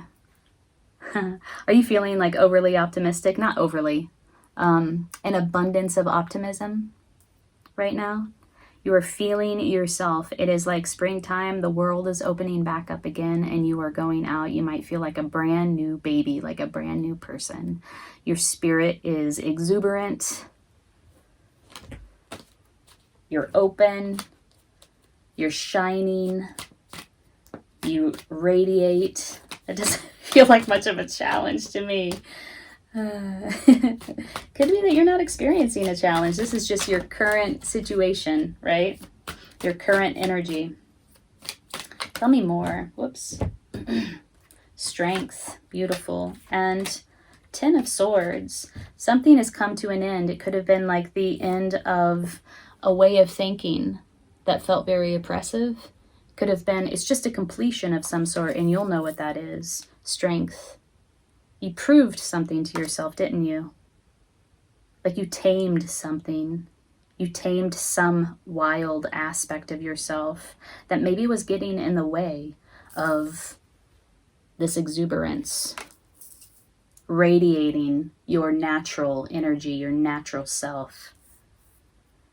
Maybe blocking this radiation, energetic radiation. Yeah, you made friends with it. You integrated it. And now that part of you, that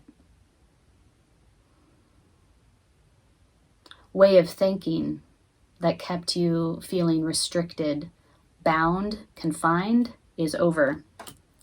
Whoa, Sag, that's beautiful. Okay, let's look at your strengths. Feel like you're standing in your power currently. Strengths where this situation is concerned. Maybe I should just say situation and not challenge.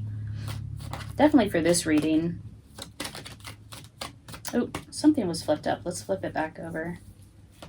It was the 6 of Wands. Success and achievement. Riding high, catching that wave and riding it to shore. That yes, that feeling of optimism that you have so strongly going on here in your situation.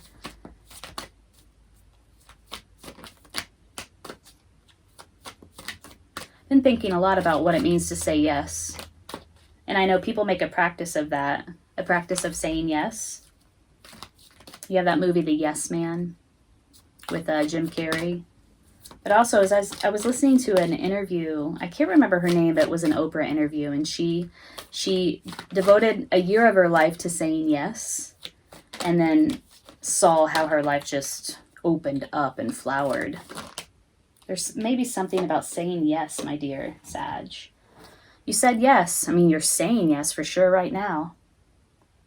Strengths. 5 of Pentacles. Whatever, so this way of thinking that's over now, old, fundamental, formative, those childhood programs, feeling like you don't belong. This thing that's over, that you resolved, that you integrated, had to do with this feeling like I don't belong, I am an orphan, I don't belong to my family, I'm out in the cold, I'm separate. It's a feeling of being separate. This is the thing that you integrated. 7 of Cups. Choosing that 1 cup of love. I feel like you chose yourself.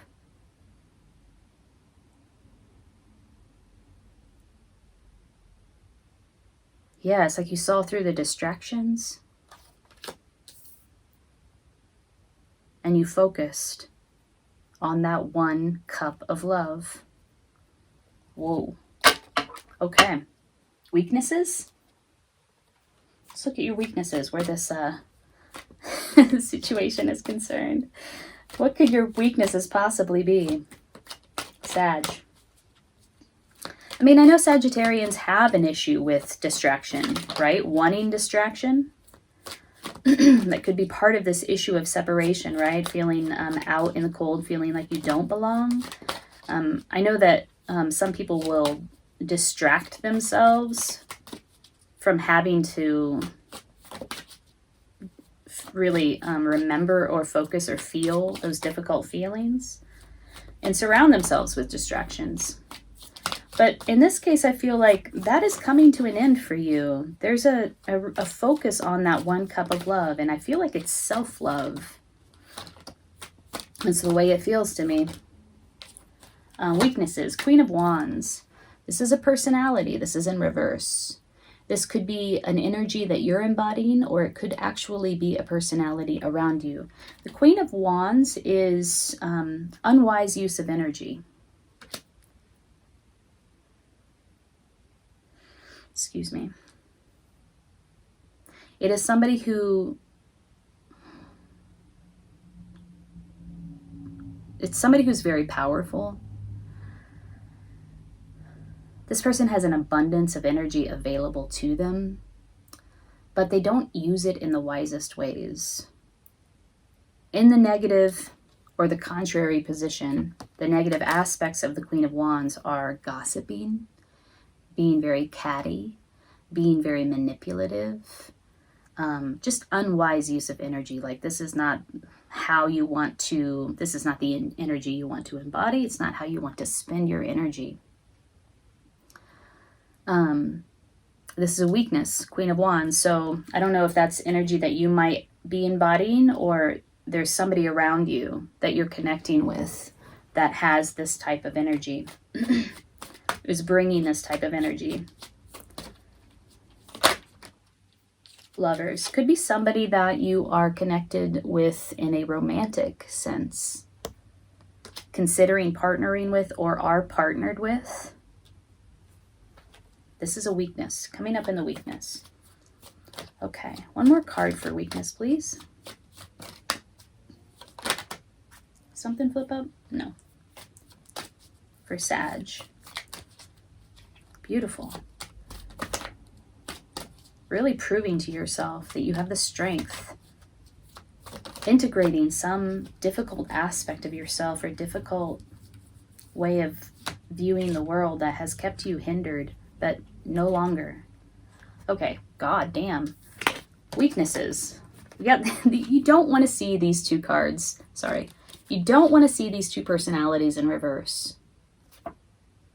Especially where a love relationship is concerned. The Page of Swords is catty as fuck. oh God, I knew somebody in college. I don't know why I've been thinking about this person. I thought of him yesterday. You know, I thought of him because I was, for some reason, I got interested in like the traits of narcissists. And so I watched a video on narcissism and what the traits are. And it reminded me of this person that I knew in college. And he was somebody that, he was a Page of Swords in reverse. I probably don't need to go into it, but the Page of Swords in reverse is a bit of a narcissist. He is going to communicate with you in a way that is very deceptive and manipulative, and he's judging you the whole time. And he's trying to pull one over on you while observing you as much as possible and trying to get as much information about you as possible. Again, I don't mean to like freak you out like somebody in your life is going to fuck you over, but I'm just describing the characteristics of the Page of Swords. It's very manipulative, especially where communication is concerned. And he's going to say some shitty things that are going to hurt. He's got the sword, right? But he's so immature. And I don't feel like the Page of Swords is ever going to grow up. You know, like I seriously doubt that he has the ability or the capacity to emotionally develop and mature. And that's kind of a crappy thing to say about anybody, but we're just talking about a tarot card here in reverse. That's just the vibe I'm getting off of this card. These are all falling into the position of weaknesses. It has to do with some sort of love situation. These could have been personalities that you fell in with in the past where love is concerned. These could be people that you fall for. Like you know how everybody has a pattern in love? You know, like a type that isn't like awesome for them, but they tend to gravitate toward that type time and time again. Could be stemming from this childhood issue that you've integrated and are beginning or have resolved. Integrated or have resolved, tamed, made friends with. These are your weaknesses where love is concerned. These types of personalities. Huh. Sag. Fascinating. Again, Page of Swords, ouch. I would not want to like fall into a love relationship with a person like that. Opportunities. Let's look at opportunities here. I feel like you're feeling really good about this thing that you've done, like this work that you've done. It's like, it feels like, remember at the beginning I said you're like a brand new baby? That's what it feels like. It feels like a totally new, like the slate has been wiped clean. Like you have a totally new opportunity here. And it's like, it has to do with like your quintessential self, like who you really are. Sag. Opportunities. Let's look at opportunities. I've had that song Don't Cry For Me, Argentina in my head. It's driving me crazy. Okay, opportunities. Knight of Cups. Ooh. Is this because somebody new has entered your life? The Knight brings in a love offer. Look. This is an opportunity. Love enters your life. Invitation or social event. Follow your heart. Believe in love. Six of Pentacles in reverse. You may not be as open to it as you might want to be. There's an imbalance where receiving or giving is concerned here, where this opportunity is.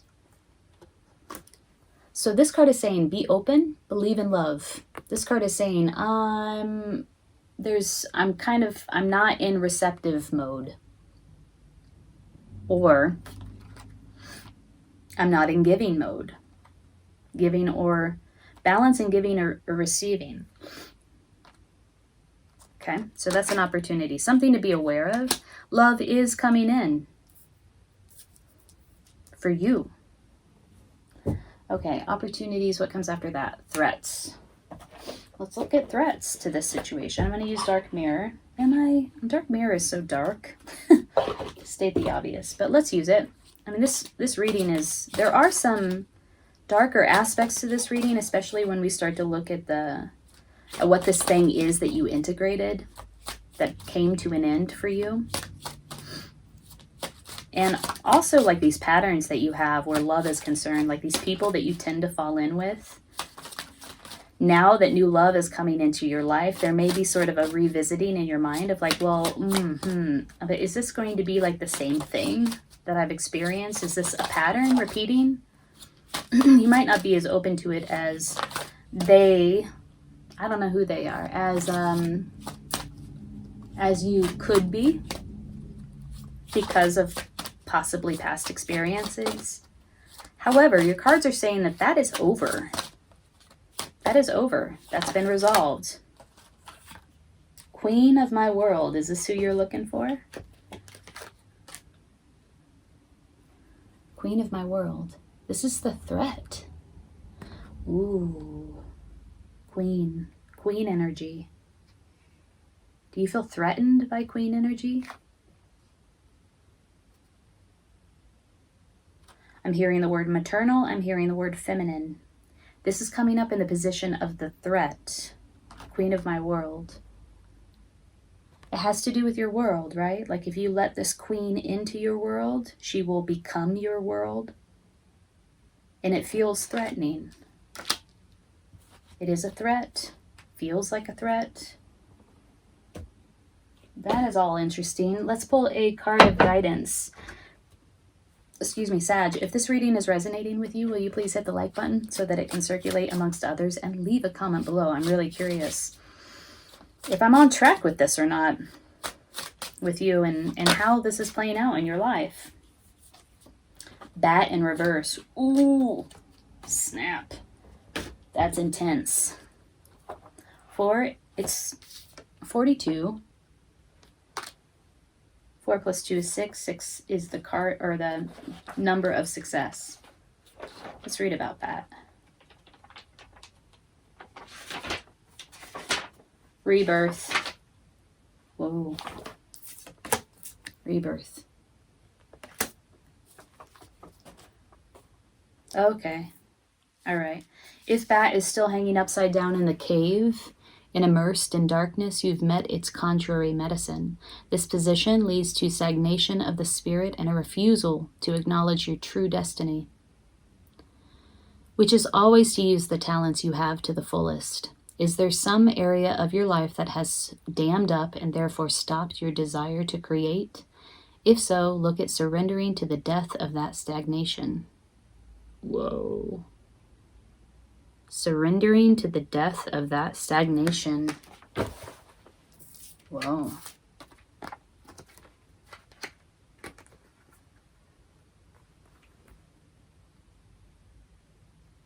Surrendering to the death of that stagnation.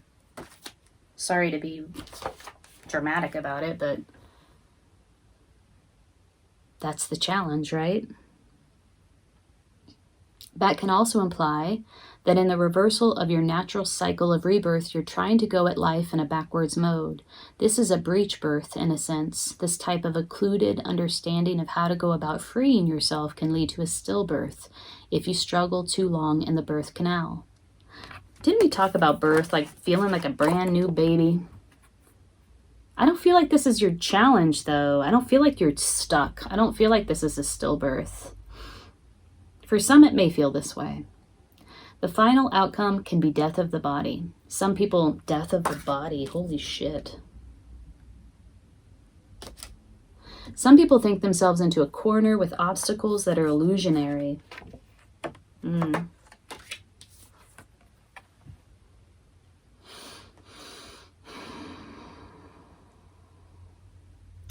By the time they decide what to do, the opportunities are gone and old age is upon them.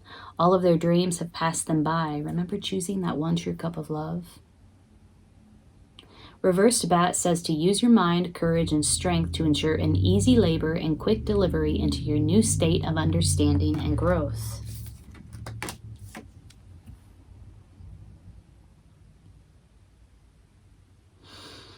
Surrender to the new life you've created from thought and desire and bravely greet that dawn.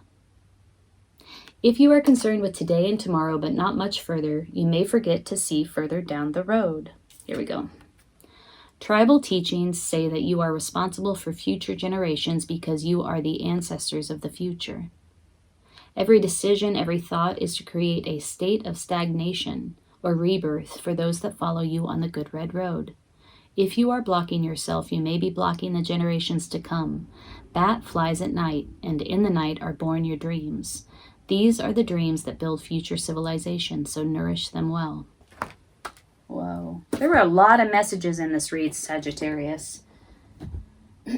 I hope it benefited you in some way. If you'd like to go deeper into your personal situation, I am doing personal readings. The information is below in the description box. I'm wishing you the best in May. Take good care.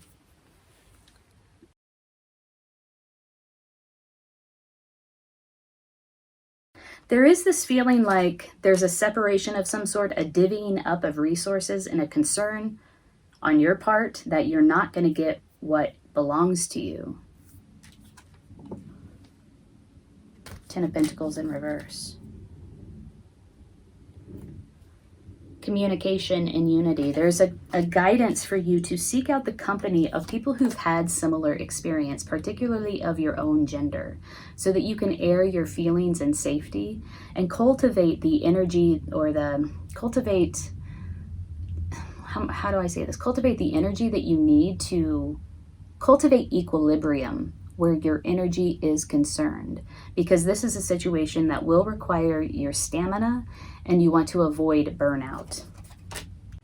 Hey Capricorn, welcome to your May 2021 reading. Today we're going to do a SWOT analysis for your sign. We're going to take a look at your strengths, weaknesses, opportunities, and threats, particularly where a challenge is concerned. And so we'll take a look at the different characteristics of that challenge as well. I have been shuffling your cards off camera, so let's just sync up. Let's get started. So we're going to take a look at this challenge first. What are the characteristics of this challenge that Capricorn is facing in May? The point of this reading really is to, if you are struggling with something, or Temperance was upright. Moderation, balance, blending diverse energies. The point of this reading is, if you are struggling with a challenge, to help you understand how to, or at least have new ideas about how to navigate it more gracefully and to your best benefit. So, what are the characteristics of this challenge? Whoa. Four of Pentacles. So holding on, feeling as if you need to protect your resources, guard your resources. Oftentimes this comes from a feeling of poverty, like poverty mentality, not having enough. Feeling as if you might not have enough in the future, you might not have enough now. Also feelings of scarcity. Of course, energetically, when you hold on to something or you're operating from that mode, you create more of that as opposed to, you know, creating more abundance. You actually create more scarcity mindset or poverty mindset. And this is coming from something from the past, a difficult experience in the past, a betrayal of the heart, and change. It brought about a lot of change. You might be experiencing change at the moment. These are the characteristics of the challenge that you're facing. We see this heartbreak right in the middle of it. This emotional disappointment right in the middle of this 3-card spread. It was like this.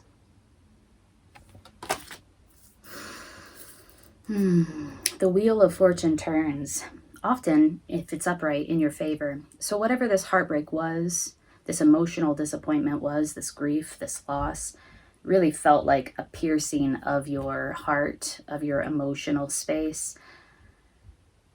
It's bringing about this change, or it brought about a change that was really meant to happen. It was in your best and highest good, although it might not have felt that way at the time.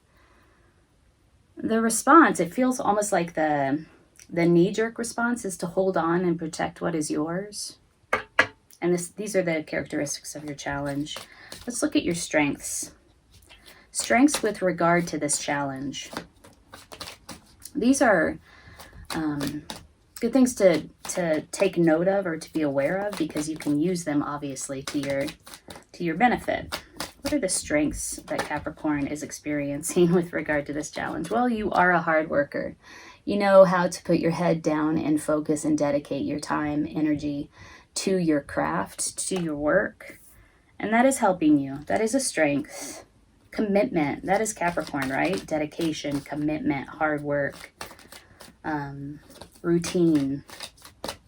So speaking to your native strengths right now, Capricorn, show me another strength. Whoa.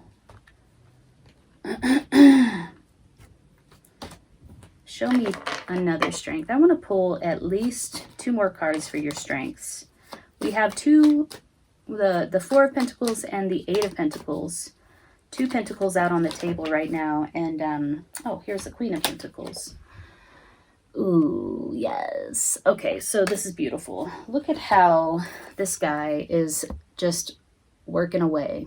Dedication of time and energy to his craft. And then we have the Queen of Pentacles.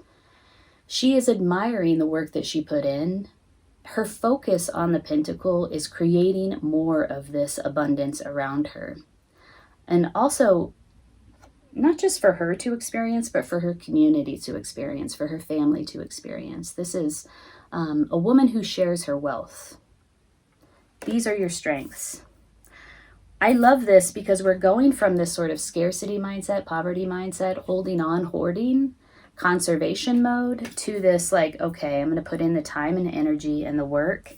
And I know that by doing that, I will create abundance around me. And by focusing on the abundance, I create, therefore, even more abundance around me. So these are your strengths, Capricorn. Show me any weaknesses that Capricorn might want to be aware of. I do see this Four of Pentacles in the challenge as something akin to weakness, something that you might want to dive a little bit deeper into and sort out. Show me weaknesses. Oh, interesting.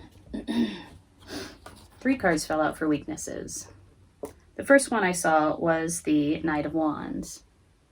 Impulsivity, that's never been a problem of your sign, but it might be in this particular drawing, this particular spread, where this particular challenge is concerned. It could also be that there's a personality around you that's very impulsive, very passionate, very hard to contain, causing a lot of movement, a particular type of movement that is really about summoning your willpower, summoning the sheer strength of your personality to move forward. These two could be related. They do feel that way to me. Very similar type of movement, like the ego, moving forward by force of the ego. Impulsivity, passionate, hard to contain, very energetic, highly energetic. This is a partnership that we might be talking about here. A relationship, a partnership. And this is coming out in the weakness. These could be the weaknesses of this partnership or relationship that brought you this heartache. It's going to be different for everyone, so I'm kind of just throwing out interpretations there.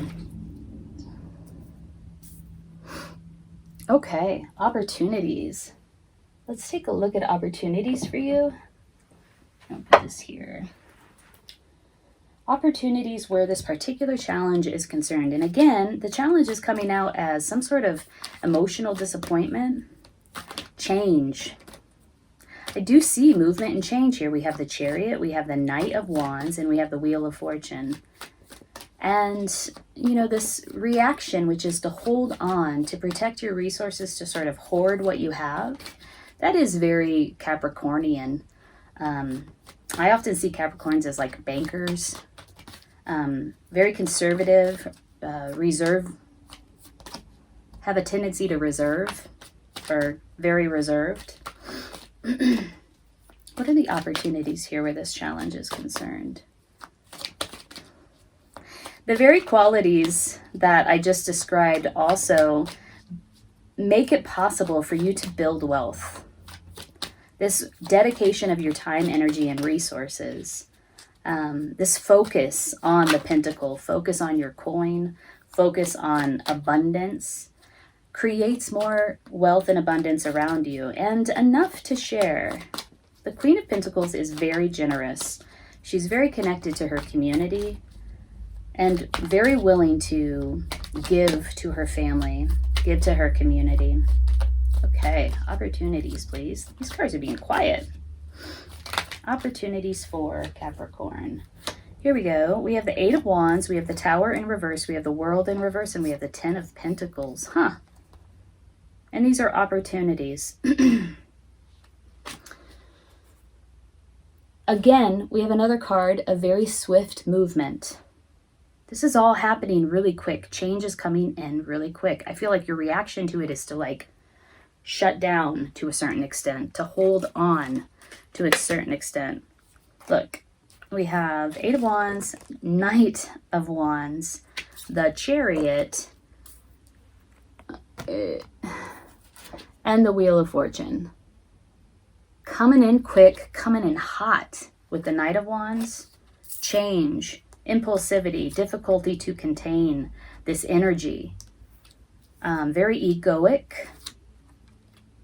This can also be fast communication. It might have just come in really quick, this new idea. You feel like you have averted a disaster to a certain extent.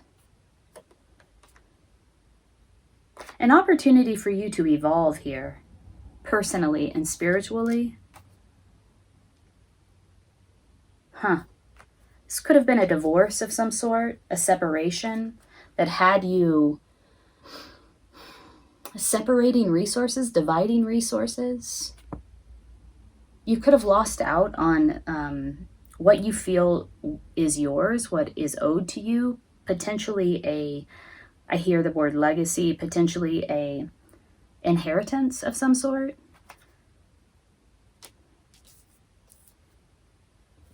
Okay, those are opportunities. Let's look at threats where this is concerned. I'm going to work with the dark mirror.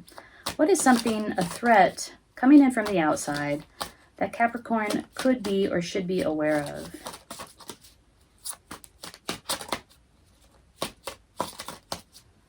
Yeah, I mean, if this is a separation of some sort from a partnership, and there is a division of resources like house, money, furniture, calling the storm, threats. I've never seen this card before, but look, this is a threat, calling the storm. Be careful what you instigate at this time. It could turn out to be more of a storm than you anticipated. Watch your moves. Watch. Be clear about your intentions and be clear about your behavior around those intentions, your actions around those intentions, in order to avoid instigating more of a storm with regard to this challenge and the situation that you would like to experience. You know, sometimes I'm thinking of the Strength card where it really indicates to me, you know, she's taming the lion. The lion really symbolizes to me those untamed aspects of ourselves that we're not always totally conscious of. And sometimes those untamed aspects, those subconscious shadow aspects of ourselves will rise to the surface and then start to drive the bus. And then we start acting out, you know, things come out sideways, and then we put a ball in motion that has this effect that we did not intend. That is what this Calling the Storm card is really indicating to me. This is in the position of the threat, so be careful what you're calling in at this time. Be very clear where that's concerned. Let's pull a card of guidance for you, Capricorn. Card of guidance for Capricorn.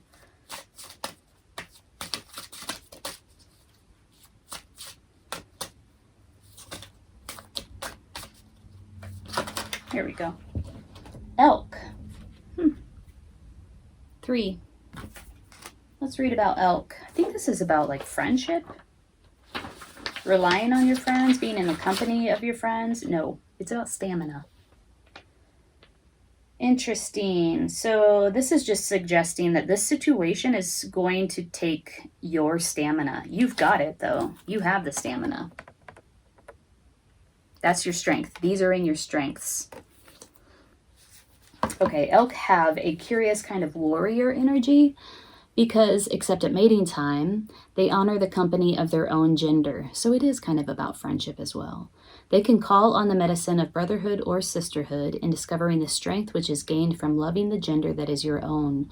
You will feel comradeship, the comradeship that arises from similarity of experience.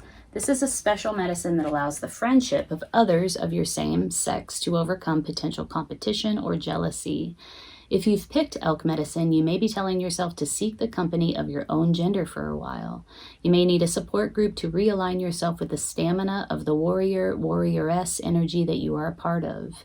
This communication with others of your own sex allows you to air your feelings in safety and to get feedback from others who've had the same experiences. You may need a new sense of community, communication, and unity. Elk could also be telling you to look at how you're holding up physically to the stresses in your life and to pace yourself so that you maintain an equilibrium of energy over the distance you plan to cover. Okay. Communication and unity, seeking out the company of others who have shared a similar experience in order to gain strength. This is a communication, fast communication. That's why I pull that card up. Also, pacing yourself. This does seem to be a situation where you're really going to need to not guard your energy, not guard your resources, but wisely use your energy. Maintain an equilibrium so that you can get to the finish line, essentially, and not completely burn yourself out. Let's recap here. The challenge has something to do with some sort of emotional disappointment, heartache, loss, grief, betrayal of the heart that brought in change or is bringing in change, and a reaction to hold on, to hoard resources, coming from a feeling like there isn't enough or you won't get what you're owed, you won't get what you deserve, what is yours. You have to hold on to what is yours. This is sort of the reaction. This is the challenge. Your strengths are that you really do know how to put your head down and dedicate your time and energy to what is before you. And it results in a great deal of abundance, enough to share with your community. A focus on abundance creates more abundance. This scarcity mentality or poverty mentality creates more poverty mentality. What you appreciate appreciates. Those are your strengths. The weaknesses here. This could have come about, we see so many cards here of change and movement, particularly swift, impulsive, rash movement. This could be speaking to a relationship of some sort. There's movement, maybe you moved in together. There's movement around this relationship. I don't know if it's just somebody made an impulsive move from ego, happened quickly and swiftly, brought about a great deal of change. Be careful how you align your intentions with your actions. Be careful to be very clear about what your intentions are at this moment with regard to this challenge. There is the potential to call in a greater storm than you intended. So be very clear about your intentions. Be very conscious and thoughtful about your actions to mitigate this storm. You have an opportunity to avert a disaster here. There is this feeling like there's a separation of some sort, a divvying up of resources, and a concern on your part that you're not going to get what belongs to you. Ten of Pentacles in reverse. Communication and unity. There's a guidance for you to seek out the company of people who've had similar experience, particularly of your own gender, so that you can air your feelings in safety and cultivate the energy, or cultivate, how do I say this? Cultivate the energy that you need to cultivate equilibrium where your energy is concerned, because this is a situation that will require your stamina and you want to avoid burnout. All right, Capricorn? If this reading resonated with you, hit the like button. Also leave a comment below. I'd love to hear how this is playing out for you. Also, if you're interested in diving deeper, there is a link below in the description box for personal readings. I'm doing those now. Wishing you the best in May. Take good care. There's some opportunity for you to move through like a portal. To move through, there's an invitation for you to move through a portal, like an opportunity of some sort. It feels deep and psychic and mysterious. I'm not sure that you're totally aware of it or have heard the call. It feels internal, deeply internal. It almost feels like nighttime, subconscious. It's a call to awaken. Waking up, a divine gift, a divine call, divine partnership. Aquarius, hello. Welcome to your reading for May 2021. Today we're going to do a SWOT analysis for your sign. We're going to take a look at your strengths, weaknesses, opportunities, and threats where a challenge is concerned. We will also look at the challenge itself and sort of identify the different characteristics of this challenge that is at play for you in the month of May. So let's sync up. I have been shuffling your cards off camera, so let's look at the challenge first. What are the characteristics of this challenge that Aquarius is navigating in May 2021?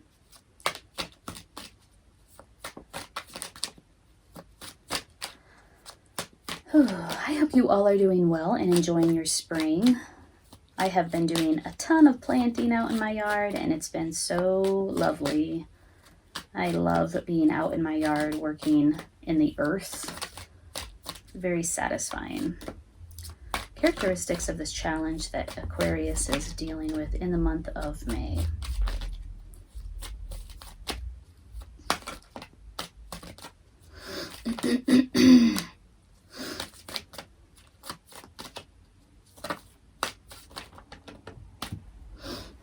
Here we go.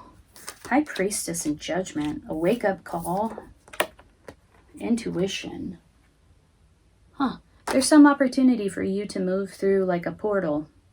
To move through, there's an invitation for you to move through a portal, like an opportunity of some sort. It feels deep and psychic and mysterious.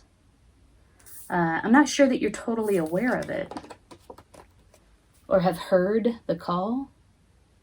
It feels internal, deeply internal. It almost feels like nighttime, subconscious. It's a call to awaken.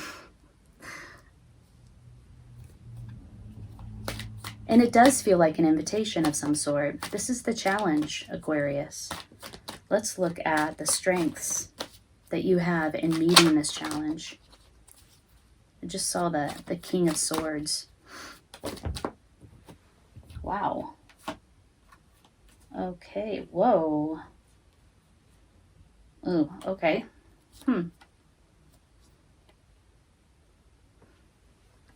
These are the cards that came out for you in strengths. Very grounded. You know how to focus on the abundance that is around you in order to amplify what the abundance. You appreciate the abundance and it appreciates. This is sort of in your wheelhouse. Very tied to your community. Generous and giving. This feels like very established energy. at one point in your life, you might have been very skeptical. You are, you know, the sort of archetype of the wounded healer. This is in the past. You know, the wounded healer is only effective in their work with others if they have actually healed from their wounds, from the trauma of their past. And this is the case for you.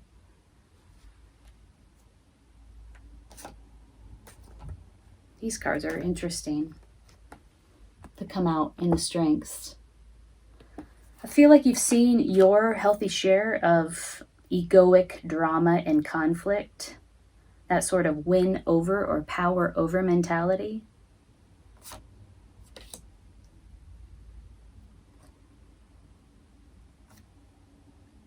You've come out of a great deal of hardship here. Being left out in the cold, feeling neglected and abandoned is something that you have faced and resolved within yourself.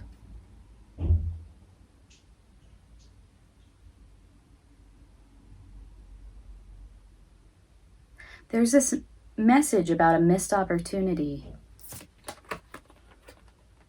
It's like there's this divine call or divine gift. Here's the divine call to awaken. Here's the divine gift.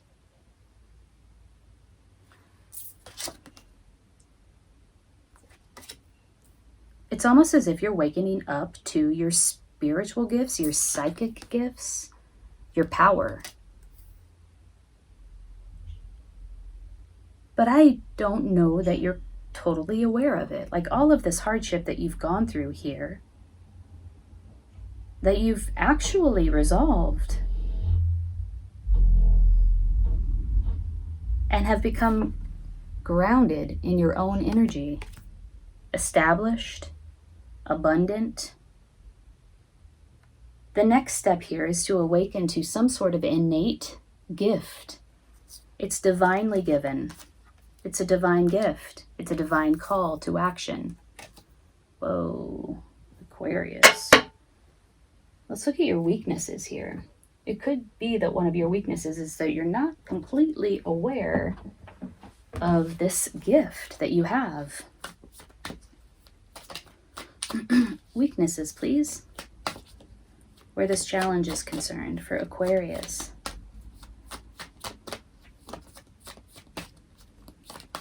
Something is, you know, it doesn't feel like it's coming from the outside. I wanted to say something is being offered to you. It's not that.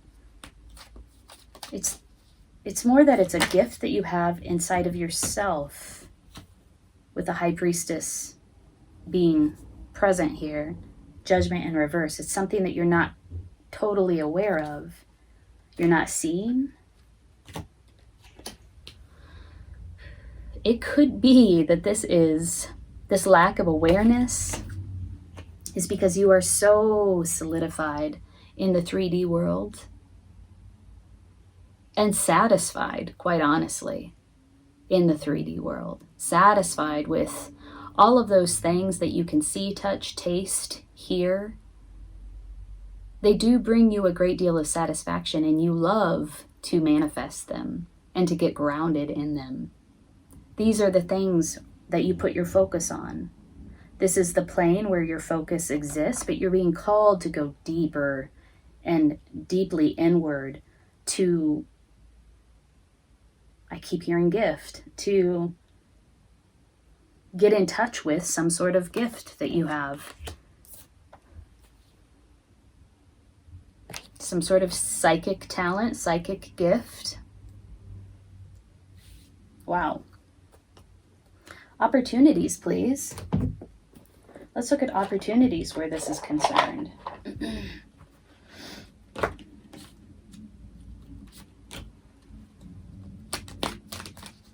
Yeah, having overcome quite a bit. You might have faced hardship more recently or even in the past that you navigated differently than before.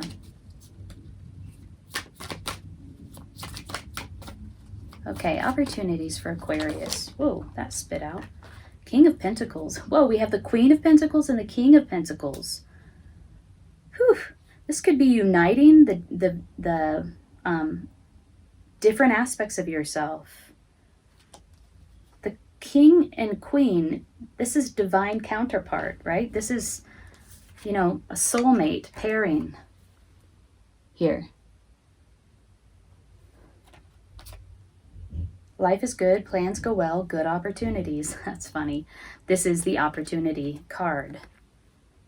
This could be the very thing that keeps you from recognizing this gift, this call, this divine gift, this divine call. Your life is good. You love your life. Your focus is on your good life. And yet there's this call coming in from the outside. And by the outside, I mean like divine call. That you're being asked to waken to hear. Okay. Let's look at threats. This is kind of a dark position, the threat position. Doesn't seem totally appropriate for this reading, but let's do it anyway. Let's use the dark mirror and see what threats there might be. You are being asked to hear the call. And there's a lack of awareness. Forgetting oneself. Ooh. Aquarius. This is your innate. This is innately you. You're being called back to some sort of essential aspect of yourself that you were born to embody. I mean, it is part of your purpose. This isn't bad, right? This Nine of Pentacles, Queen of Pentacles, King of Pentacles energy is not even a deviation from your quintessential energy, but it is kind of distracting you at the moment from forgetting yourself, who you really are, what you came here to do. You're very involved, let's say. You're very involved right now with matters of the 3D realm. And you're being called, divinely given this opportunity to develop, embody some sort of beautiful psychic gift. Okay. Let us pull a card of guidance for you, Aquarius, as you navigate this call to awaken in some way. It's beautiful. This is a beautiful reading. If it's resonating with you, hit the like button. Leave a comment below. I'm curious about how this is playing out for you, what this means for you. And if you're interested in going deeper with your personal situation, there's a link below in the description box. We can do a reading together. Card of guidance for Aquarius as they wake up to this call. Wow. Okay. Interesting. Guinevere, true love, and quiet time. Siege. I think it's siege. Okay. Take some time alone to rest, meditate, and contemplate. That would be helpful. Look at this. Time out. Quiet time. And then the romantic stirrings in your heart have propelled the universe to deliver great love to you. We do have divine counterparts here. We have the Queen and King of Pentacles. So let's read about Guinevere. I don't pull her very often. I'm very curious about what she has to say. Romance is not an outmoded concept, far from it. Romance is the time-honored precept of merging with the divine,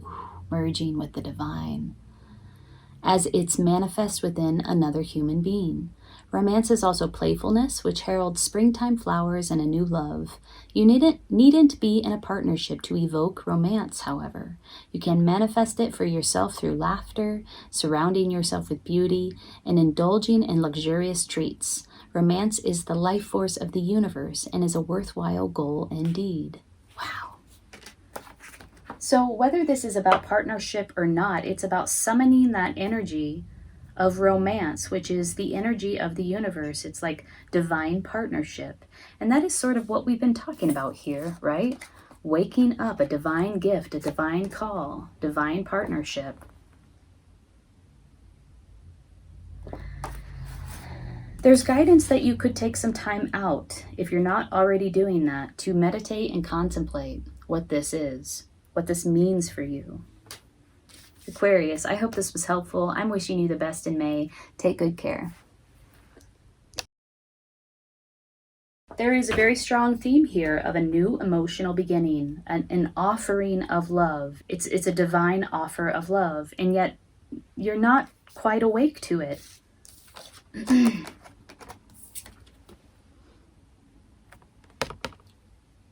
This is your true heart's desire, what it is that you really want. Ultimate emotional fulfillment. Deep transformation, a new emotional beginning. It's knocking on your door. Death is essential, right? She brings about the sloughing off of the old. She brings about transformation in order to cultivate a new beginning. A new beginning. Here it is, Ace of Cups. A new emotional beginning. Pisces, welcome to your reading for May 2021. Today we are going to do a SWOT analysis for your sign. We'll take a look at your strengths, weaknesses, opportunities, and threats, particularly where a challenge is concerned. So let's sync up. I have been shuffling your cards off camera. We're going to take a look at the particular challenge that you may be facing in May. Characteristics of it. What are the characteristics of this challenge for Pisces?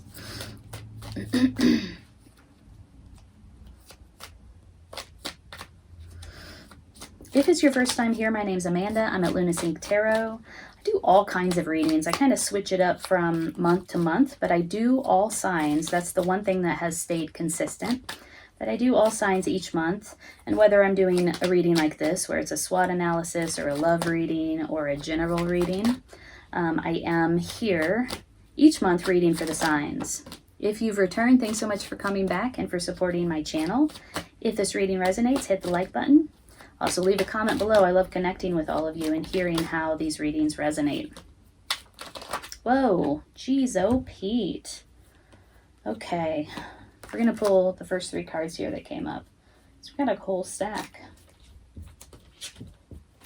Challenge, we're looking at the challenge. Rigidity, control, obsession with control.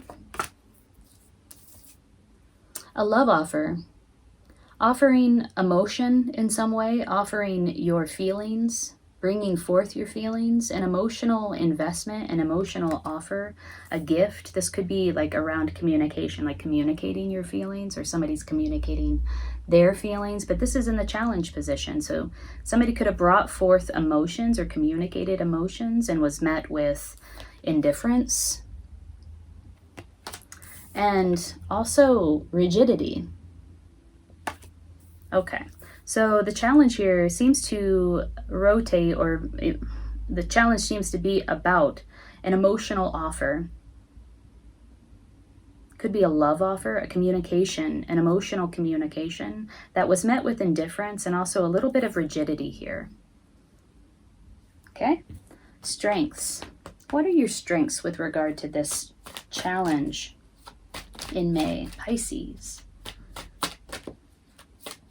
We have a fish here. I wonder if the person who communicated their love or their heart was not you, or was you. Because here we have this fish jumping out of the cup, and the fish is the Pisces. It's a symbol of your sign. What are Pisces' strengths with regard to this particular challenge? You're bringing forward something emotional. It feels emotional. And it's being met or not seen with obstinance or indifference. Somebody's unaware of this gift, this thing that you're bringing forward. Strengths, we have the Knight of Swords. Well, able to move fast. You don't, you know how some people ponder a situation at length, ad nauseum, forever, to the point where they miss the opportunity? That's not your weakness. Your strength is in moving. You can move quickly. What do we have here? 7 of Wands, sorry.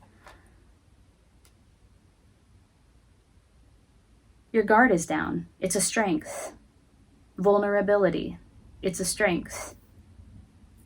Able to take action quickly, swiftly, and from a place of vulnerability. These are your strengths, Pisces. Okay, let's look at your weaknesses with regard to this particular challenge. The challenge is, again, in making some sort of offer that was met with indifference and rigidity. Like this person was not open to it, or something was not open to it. Weaknesses, judgment, not hearing the call. Like sometimes you just, you get sort of tunnel vision where your desire is concerned, where your emotions are concerned, and are unable to see the greater picture. This does affect your happiness, right? It affects you getting what it is that you really, really want. So your weakness is in like that tunnel vision, like not hearing the call, again, we have another card of not hearing the call. This is a divine gift. This person is not aware of it for whatever reason. Apathy, indifference, they're focused on something else, focused very internally. Same thing happening here. There is a call. There's a divine call to action or to awaken to what it is that you truly desire. But it's not heard. You're not completely aware of it. It does affect your ability to have your true heart's desire. This is ultimate emotional fulfillment. 10 of Cups. Weaknesses. Opportunities. Let's look at opportunities here. You know what? Let's work with the Tarot of Sexual Magic. I like this deck. I haven't worked with it all month. What are opportunities here? This might also just be, you know, having what it is that you want. Having a full cup emotionally. Not quite connecting with what it is that makes you happy as a result of some sort of rigidity that's occurring in your life. Whether it involves another person or it involves you. Your strength is in taking action quickly. You don't wait around. That's for sure. You're able to take action and you're able to be vulnerable, which is a beautiful thing. These are your strengths. Oh, what do we got here? These are opportunities. Whoa, okay. Ace of Cups, a new emotional beginning. And death, transformation. Wow. Opportunities. You have an opportunity for a completely new emotional beginning. A new beginning in love, whether it be with yourself, with your life, with a person, that will bring about great transformation. You have an opportunity to transform, to entertain transformation in your life. It's pretty obvious. Okay, let's look at threats. It does seem like one of the threats here is indifference or apathy or lack of awareness around this new emotional beginning or this call to awaken emotionally in some way. Awaken to what it is that you truly desire, your ultimate happiness. We have 10 of Cups out here, the card I'm referring to. The opportunities are a new beginning in love, a new emotional beginning that will bring about great transformation for you. Naked before the stars. This is the threat. Again, we're speaking about vulnerability. Vulnerability is your strength, and it's also the threat. It's like the flip side of the coin. The flip side of the coin of vulnerability. Strength and threat. It's almost like you don't quite know how to handle it or manage it. The vulnerability piece. Let's pull a card of guidance for you as you navigate this opportunity, really. Opportunity to awaken to what it is that you truly desire. A new emotional beginning, transformation in your life. You're never too old to transform. Fertility. Ostara. This is perfect. It's springtime. It's the perfect time for you to start new projects, new beginnings, access new ideas, and give birth to new conditions. Transformation is knocking on your door, and it's an emotional transformation, Pisces. Let's read about Ostara. See if she has any other meanings that will be significant for you.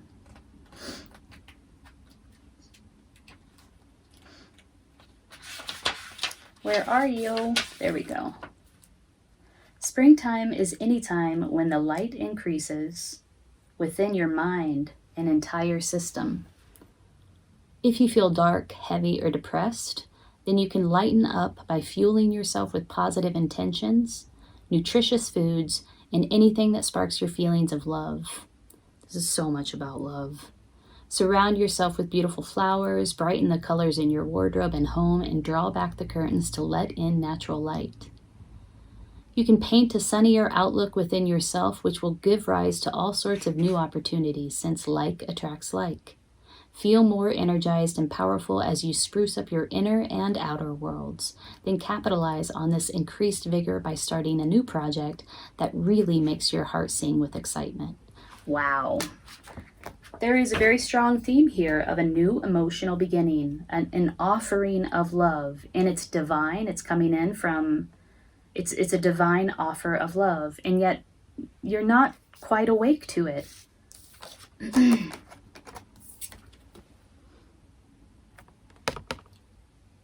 This is your true heart's desire, what it is that you really want, ultimate emotional fulfillment. Deep transformation, a new emotional beginning. It's knocking on your door. You may see it as a negative thing. I mean, this card is pretty intense, this death card. She's not somebody I'd want to encounter. Like, I'm not like looking forward to meeting her. And yet she brings about, I mean, if we talk about fertility, we talk about the springtime, we talk about natural cycles of life. She brings, death is essential, right? She brings about the sloughing off of the old. She brings about transformation in order to cultivate a new beginning, a new beginning. Here it is, Ace of Cups, a new emotional beginning. There's something here about vulnerability, Pisces. It's a strength and it's also a threat. You perceive it as a threat, potentially. One of your other strengths is the ability to take action quickly. It's like you're able to be vulnerable, but it feels threatening to you. It feels like, potentially might feel like a weakness to you. Whew. Pisces, if this resonated, hit the like button. I'm wishing you the best in April, May. Take good care.